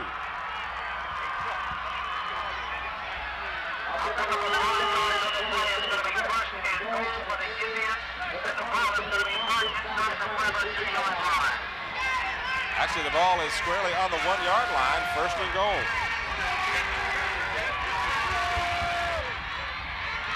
Askew, touchdown. We have a tie game.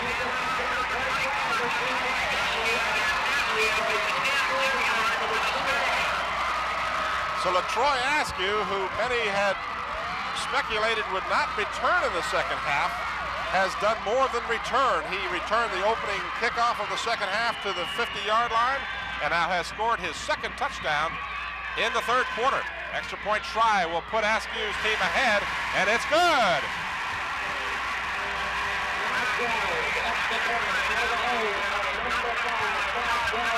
So as quickly as you could ever imagine, the Garfield Indians have turned this game completely around and have gone ahead by a single point. Here's the replay of the touchdown. And now the Hampton faithful rise on the sideline to exhort their team on. Got a lot of time. You got 2:52 in the third quarter. We saw Stein, going back to what set up this touchdown, we saw Stein have to eat the ball twice against Kickoff. He was not blocked in either case, but in both cases he ran with the ball after either getting a bad snap or seeing it on rushing. Well, the second call was a fake punt against that Kickoff, but the young man who was supposed to go out in the flats to catch the ball was blocking. In either case, but it's a case of the fact that Kickoff made a close game of it as a result of that type of play, and now the Indians have taken the lead after Stein is unable to kick the ball. The ball is picked up at the 10-yard line. And Hamlet is across the 20 to about the 22-yard line, or is that Cassell's? I have a hard time distinguishing the 8 from the 9. That is Cassell's. Both young men return kicks. Well, now you're going to see Hampton team is going to have to come from behind, which they have not had to do this year.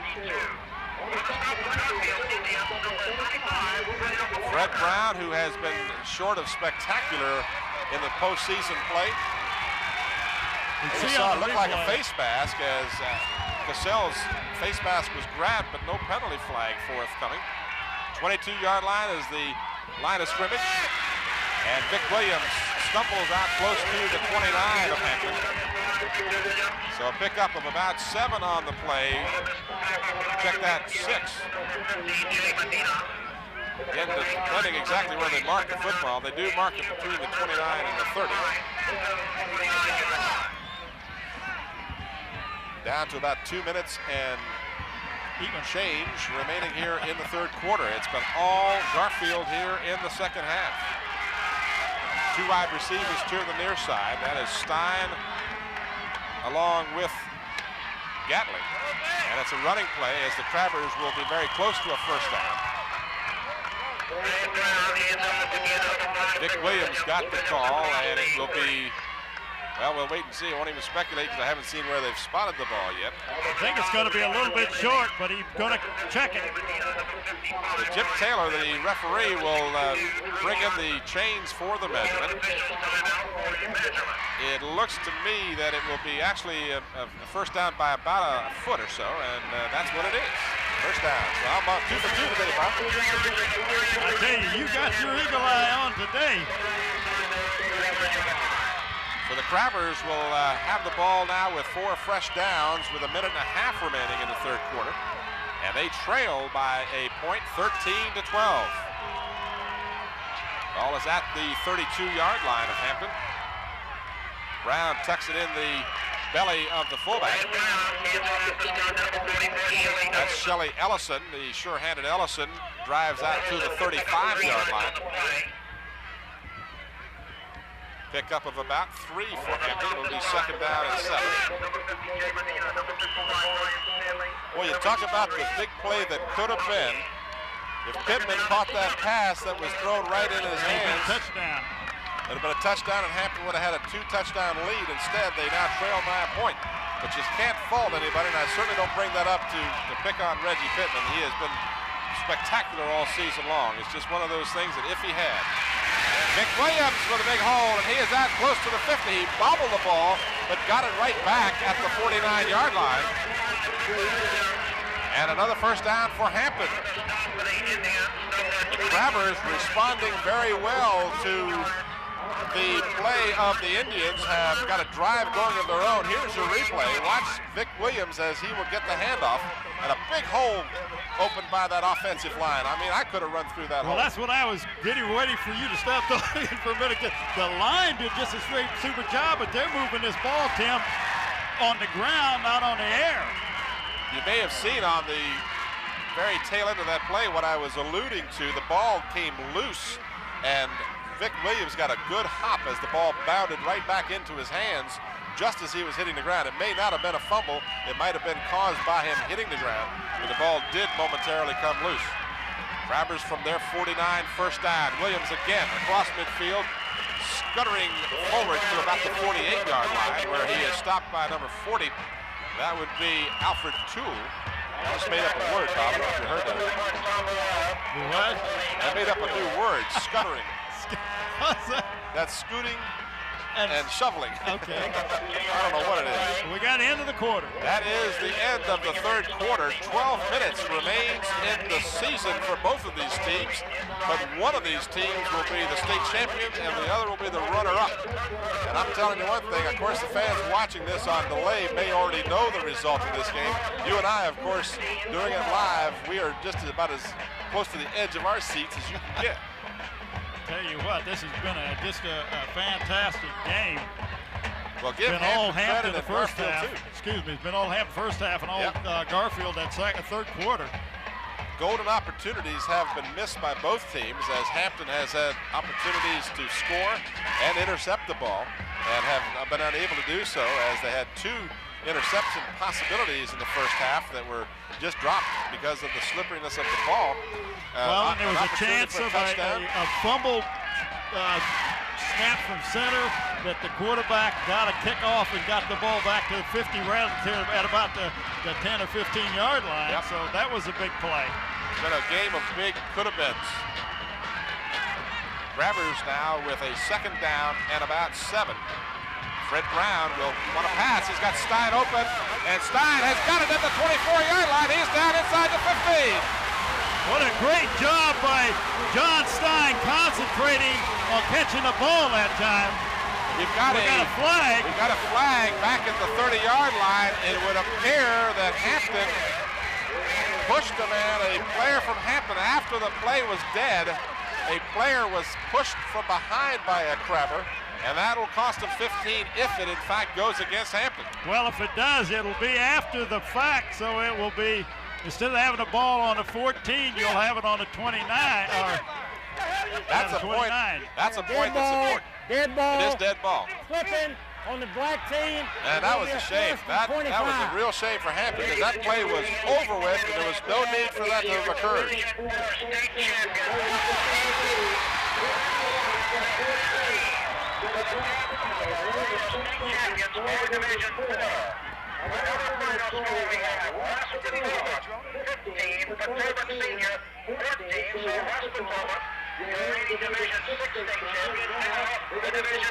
You see Jim Taylor, or at least off your screen if you were watching the referee, he is discussing the calls. And what's going to happen is the Crabbers will have a 1st down at the 14-yard line, but once they move the chains down, and they will, then the Crabbers will be backed up 15 from that point. To 29. Dead ball, flipping on the black team.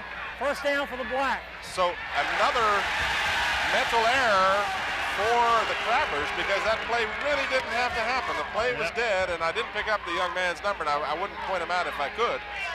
But unfortunately, the Crabbers, instead of a 1st down inside the 15, now have a 1st down at the 29. So that could be a very big factor before this game is over with. We still have plenty of time remaining. 11:43 with the clock moving. Crabbers driving with the kickoff after the 2nd touchdown by Garfield. They are ahead. Garfield is by a single point. The difference, an extra point. Only 1 extra point in 4 touchdowns this afternoon. Fred Brown, who pinpointed that pass a moment ago, hands off to Shelly Ellison. And Ellison drives down to the 23-yard line. But again, you have to remember now, the Crabbers have to pick up a 1st down. They've got to go 25 yards to do so. That's true. 3rd quarter statistics, the Indians dominated as the score indicated. 5 first downs to 2 for the Crabbers. 72 net yards for the Indians, 30 for Hampton. Only 1 of 2 pass attempts. The Indians did all of their damage on the ground with 65 net yards. To 30 Spencer is wide open, and nobody on Spencer. This is Vic Williams, and he is going to be stacked up after a short game. Spencer was a split end. They had a wide out, and then Spencer was in like the slot, and there was no defensive man on him that time. And I thought for sure that's where they were going to go with the ball. Watch the replay. It's a running play. It was a trap. A good job by the Indians to stack that play up. The Troy Askew in the 3rd quarter, 11 carries for 54 yards and 2 touchdowns. Hicks 2 carries for 9. Walker 1 for 4, and Laton White 1 for 2. 3rd down and long for the Crabbers. 3rd down and 17. Brown wants to pass, has had time all day. Now he runs with the ball, but he's stopped at the 25-yard line. On a superb effort by number 62 for Garfield, that is Drew Johnson. And Drew Johnson stopped Brown after it appeared Brown had a lot of running room. So, Bob, what do? You've got a situation where you trail by a point. You've got 9:40 remaining in the 4th quarter. And you've got the ball at the 24-yard line. So that make about a 40-yard kick. Yeah, in a wind 41-yarder. There's no way.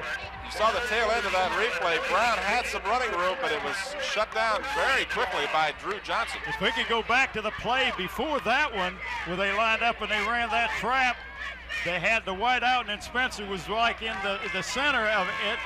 Tim, there was nobody on Spencer that threw the ball to him. He's going to pick up at least 10 yards. There you see the story of this ball game. Hampton trailing by a point, 4th down and 20 to go. So you've got a tremendous distance for the first down. Do you try a field goal? Do you go for the first down? Do you throw it in the end zone? You can't get a first down unless you get the ball all the way down inside the 5-yard line. In the third quarter, Vic Williams had 29 yards on 5 carry. Ellison 1 for 3, and Stein was thrown for a 2-yard loss. Brown was 0 for 2, so his throwing has, his passing has kind of left him his accuracy here in the second half. And let's face it, he just didn't have the ball very often as the foot gear punt they that went have. awry, it just kind of took the wind out of their sails. See, we got a special replay coming here. Oops, Yeah. young lady coming in from the Well, sideline. they also, the official fell down a minute ago. The Crabbers are not going for the field goal. It's 4th down and 20. Brown with a lot of time looks, his men are covered. He's got a man in the corner, but he can't get the ball to him. Brown falls down, and the Indians will take over. An excellent job by the Garfield Indians on defense. They just covered all the receivers. It was a great, that sack was due to the defensive coverage. Brown had plenty of time. He just didn't have anybody to throw to. He couldn't throw it short. He had to pick up the 20.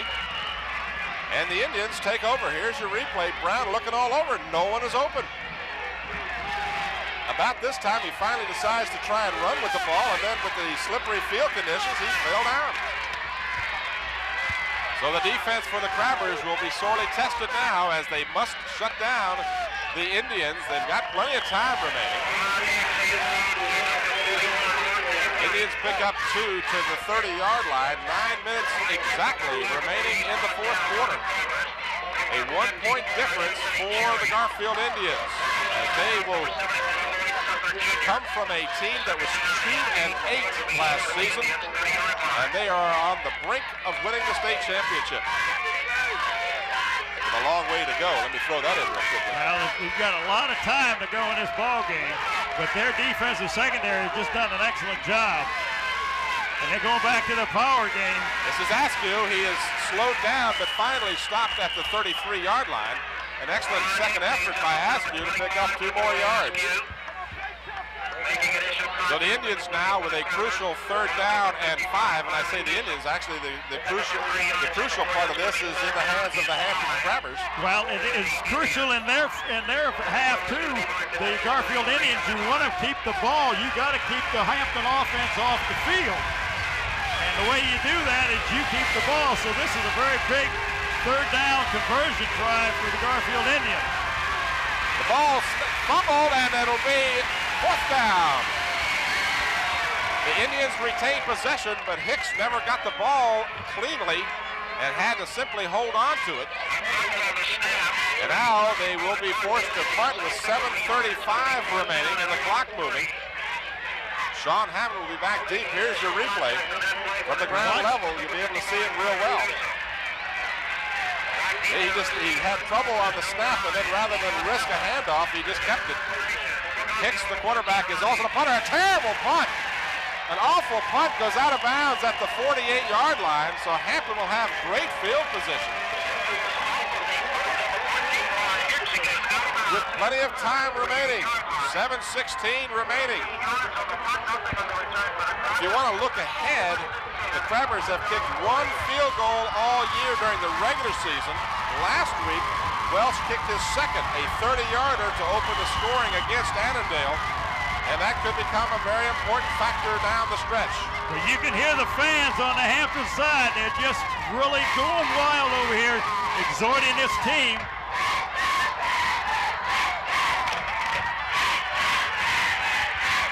Fred Brown He's got a man open, but he throws the ball behind Mario Gatling.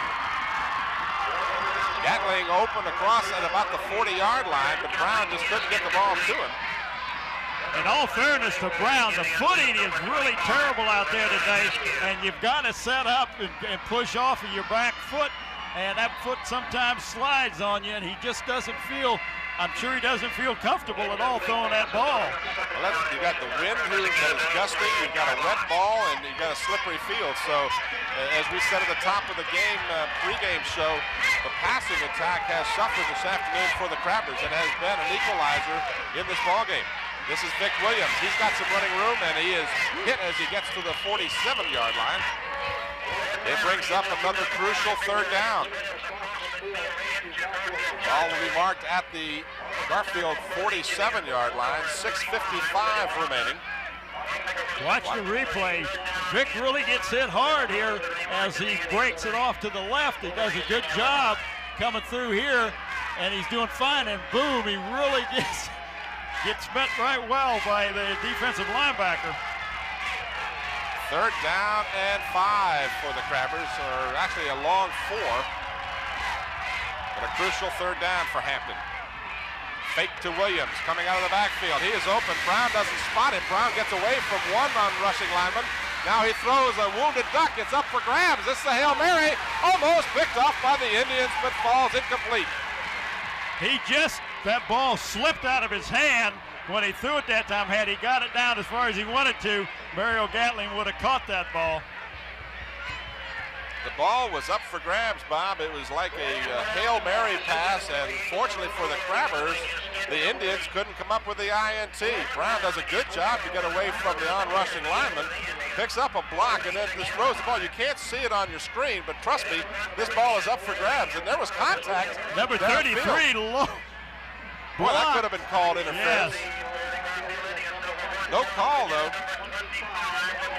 Stein, who had trouble, he's not going to even think about passing. He throws up another one, and it's caught for a first down. Whoa, did the Crabbers dodge a bullet there as that ball again got caught in that air, and Stein never thought about kicking that ball. And the Crabbers get a first down at the 36-yard line. Woo! What a gutsy call by Mike Smith and his staff. Boy, oh boy, you talk about a game of inches. Look at this. At the 36-yard line, I believe that's Sean Hamlet who caught the pass.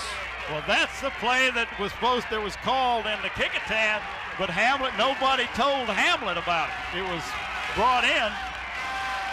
6:12 remaining. The Crabbers with 4 fresh downs. Pitch back to Williams. Williams struggles down across the 30 and finally taken down at the 28-yard line. Come on, he's not giving him the space. Well, it depends on where your knee hits. It didn't look like his knee came down from up here, but I'm up here. That's right. They're a lot closer down there, and our heart is a little different place, too. Oh, what a run by Vic Williams. Watch Vic. Let's see if we can pick up where his knee hits the ground here. He is struggling right here, and his knee did hit down at the 28-yard line, so that's a pretty good spot by the officials. But a good gain for the Crabbers, almost 8 yards, second and a long 2. 5:30 remaining. Again, Williams, check that. This is Sean Hamlet. And Hamlet to the 26. A gain of only 2, but close to a first down. Again, the mark very crucial here as the officials have not indicated a first down. And they, in fact, will come up short, the Crabbers, by about 2 feet. Officials timeout. Apparently one of the Garfield Indians has a problem either with his helmet.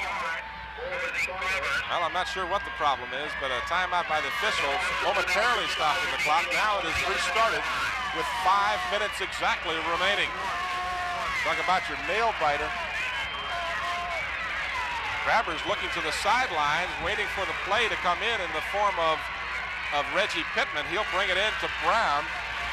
Crabbers will have to hurry to get this one off. They certainly can't afford a delay of game. Wide receivers, 2 of them to the right. Brown sets them. Snap. The handoff to Ellison. Ellison has the first down at the 22-yard line. The clock will stop with 4:34 remaining. Hampton with 2 timeouts remaining, as does the Garfield Indians. It's getting exciting, Tim. Well, getting exciting? Yeah, you can say that.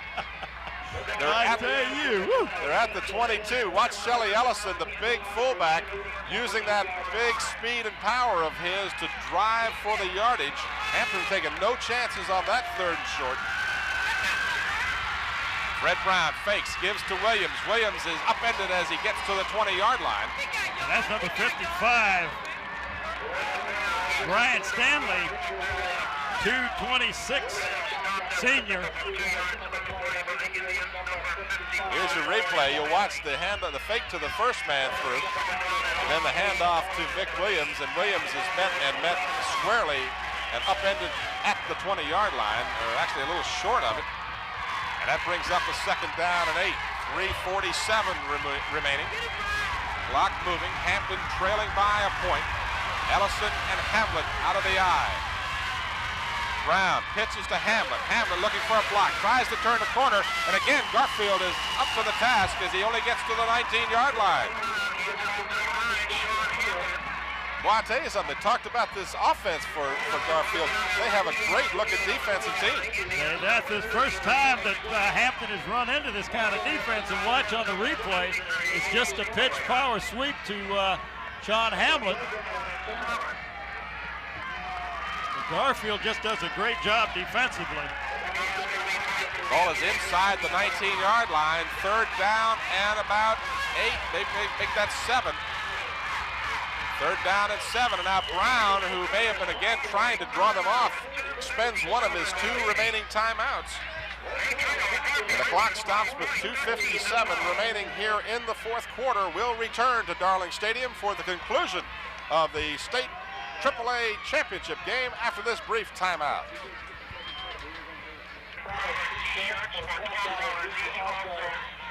There you see the Hampton Crabbers as they have 1 remaining timeout. 2:57 remaining in the 4th quarter. They trail by 1 single point. The Hampton Crabbers missed their 2 extra point tries, and the difference in this ball game is the fact that Garfield got 1 of their 2. And now the Crabbers looking at a 3rd down and 7. Will send Stein wide to the right, Gatling wide to the left. Ellison is in the backfield along with Williams. Fred Brown out of the eye. 3rd and 7. The fake to Williams. He's got time. He throws, and is for Stein. It's picked up in the end zone. It'll come out to the 20.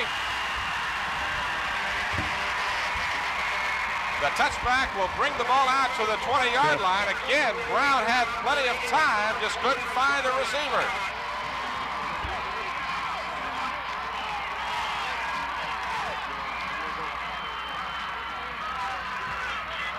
Here's a replay as Brown goes back. You see he has the blocking he has to have from his offensive line.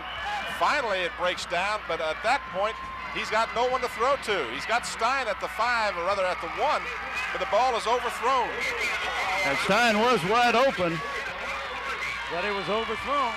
1 remaining timeout for the Crabbers. 2:48 remaining in the 4th quarter. And now Garfield just simply has to hold on to the football. This is Askew as he is out to the 26-yard line. And it'll bring up 2nd down and about 3. They'll mark the ball at they'll mark it at the 26. The Garfield Indians trying to succeed where few have ever succeeded, and that would be to beat the Hampton Crabbers in the title game. Crabbers have been here 6 of the last 7 years. Their only defeat during that time was the loss at the hands of T.C. Williams in 1987. 2:05 remaining. The Crabber defense digs in. They stop Askew after little or no gain, and it'll be 3rd down and about 3. Inside of 2 minutes now, 1 minute and 51 seconds. The clock is moving. They have two opponents now, Tim. They've got the Garfield Indians and the clock. There you see the story. The Crabbers with a 3rd down and 2 situation facing them as Garfield with their superb running attack. Out of the wishbone. This is Askew. He's got the 1st down and plenty more. He's dragged down at the 47-yard line, but it'll be another 1st down for the Indians.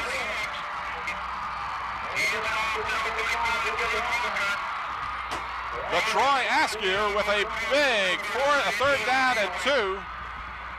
Carries the ball all the way out to the 46-yard line. Here you see. That'll almost set it, Tim, unless they can get a turnover. Askew, who has been the big gun for the Indians all year long, comes up with the big play on 3rd and 2. And with just 1:02 remaining in the 4th quarter, it looks very bad for the Crabbers. This is White, and White just bowls over people in almost another 1st down. Cassell said he got the ball, but the officials did not rule a fumble. Well, he took the ball away as he was tackling, Tim.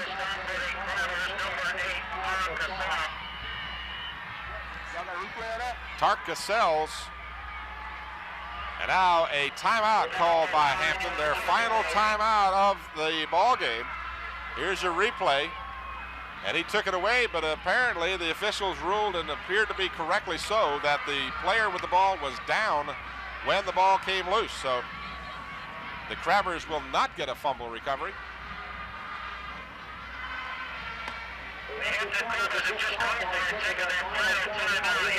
So the Indians now with a 2nd down and a yard to go. The Crabbers have used their final timeout with just 33 seconds remaining. And virtually the Indians, all they really have to do here is snap the ball and fall on it. And the clock will run out. Tim, who are we going to pick as the player of the game?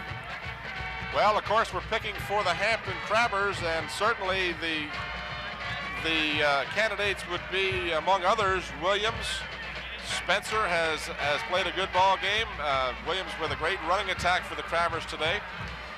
Anthony Cherry has been outstanding not only in this game but all season long for the Crabbers. We certainly don't want to slight anyone. My vote more or less has to go towards Anthony Cherry. Anthony Cherry is my pick. Well, and we're in agreement on that. Anthony Cherry will be our player of the game. There you'll see the Indians will simply take the snap and fall on the ball. And the Crabbers, as much as they might try to steal it, just can't come up with it, and that will do it. Your ball game is over with, folks. There are 19 seconds remaining, and they do not have to snap the ball again. So the Garfield Indians have come down to Hampton's home field and have upset the Hampton Crabbers by the score of 13-12.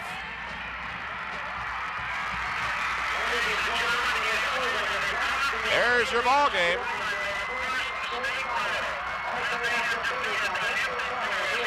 So the Indians in their first state final since 1977 make it pay as they upset the Hampton Crabbers by the final score of 13-12. The difference, an extra point, and 2 touchdowns by LaTroy Askew. Now we have a bit of a fracas breaking out, and this is really bad.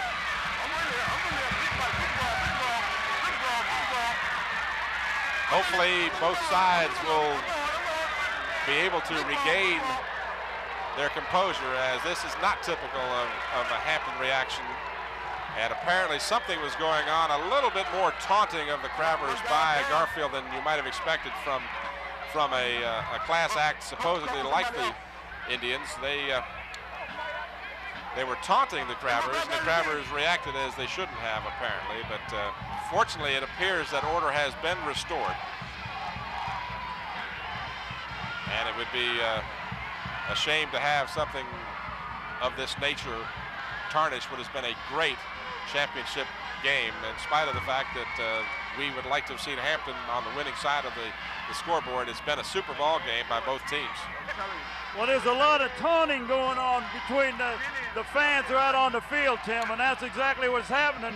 The people that came from the stands came out in there taunting the ball players, and you have to understand these young men are emotional. They're upset that they lost the game. You don't jump in somebody's face and taunt them like that. Exactly, that was my point exactly. There's one thing, you got to be a good sport in both winning and losing. And it would appear that some of the fans got on the field and did a little more than just simply celebrate. They, in their exuberance, were doing some taunting and some harassing of the Hampton team. And the Hampton team, of course, being emotional, certainly didn't care for it. Something broke out, and I hope that no one was hurt during that fray, because they are attending to a player down on the side of the Hampton side here, and God forbid someone was injured. There is a player down, and hopefully he'll be all right. I can't make out who it is, and I won't even speculate. But football, like every sport, is highly emotional. And Garfield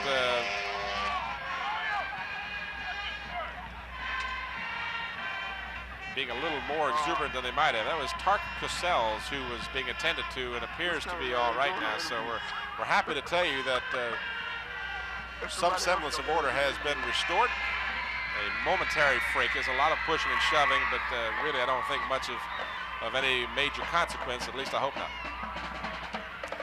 Well, Bob, I'm sure that you would like very much to talk to someone from the Hampton side. But I'm trying to get a hold of either Danny Mitchell or Alvis Land or somebody to talk to, Coach. Tim, let me see if I can. All right, and I will again remind you that the final score of the Garfield Indians with 2 second-half touchdowns, and the difference being a converted extra point. There you see Danny Mitchell of the Hampton Crabbers being interviewed by some of the television people here at Darling Stadium from Channel 10 and Channel 13. A tough loss for the Hampton Crabbers, but certainly they met a team that... Hey, Tim, I got Coach Alvis Mann here. All right. Coach, it's a bitter pill to swallow. There were so many times that there was just like an inch or a pass that wouldn't have been completed, been a different ball game. It's football. That's true. They're playing hard, and that's it. They did a good job. They did a good job all year long, and I know it's hard to talk about it, but this team has done more than what people thought they would be, being as young as they were. And it was a good team. They worked hard, and they did a good job the whole year and everything. So real proud of them. Well, that's good. Well, listen, we'll look for you next year. Okay, thank you. Okay. Tim, let's go back up to you. All right, we certainly thank Alvis Mann in a moment of certainly great disappointment for him and his team to take a moment and talk with Bob. We greatly appreciate that, an extra effort on his part. And, let's not lose sight of the fact that this Hampton team, as I mentioned before, is a very young football team. They will return no fewer than 18 starters to next season's field of play. And I guarantee you that the team that you saw out here today will be that much better next year, which does not bode well for both the Peninsula District and the state in general, because this Hampton team will well remember this loss, and they will make the most of it if you can in fact get something positive from a loss. They will be back, and they certainly will be a better team next year, and a lot of people thought that they were about as good as you can be this year. Garfield Indians, discussing earlier this week with Mike Keach from the Daily Press. He had a chance to talk to some of the players and the coaches from Garfield. They were coming into this game loose because they had nothing to lose. They weren't expected to be here. They were the underdog almost all season long. They had a 2-8 season last year and turned it around to ultimately be the state champions with a 12-2 overall record, an identical record to the Hampton Crabbers, but the difference again, a converted extra point. There you see Mike Smith, and he discussing with some of the Hampton fans and people along the sideline. A very disappointed Mike Smith, as you might expect. A tough loss for the Hampton Crabbers, but certainly a great season for Hampton as they continue their winning ways, and this will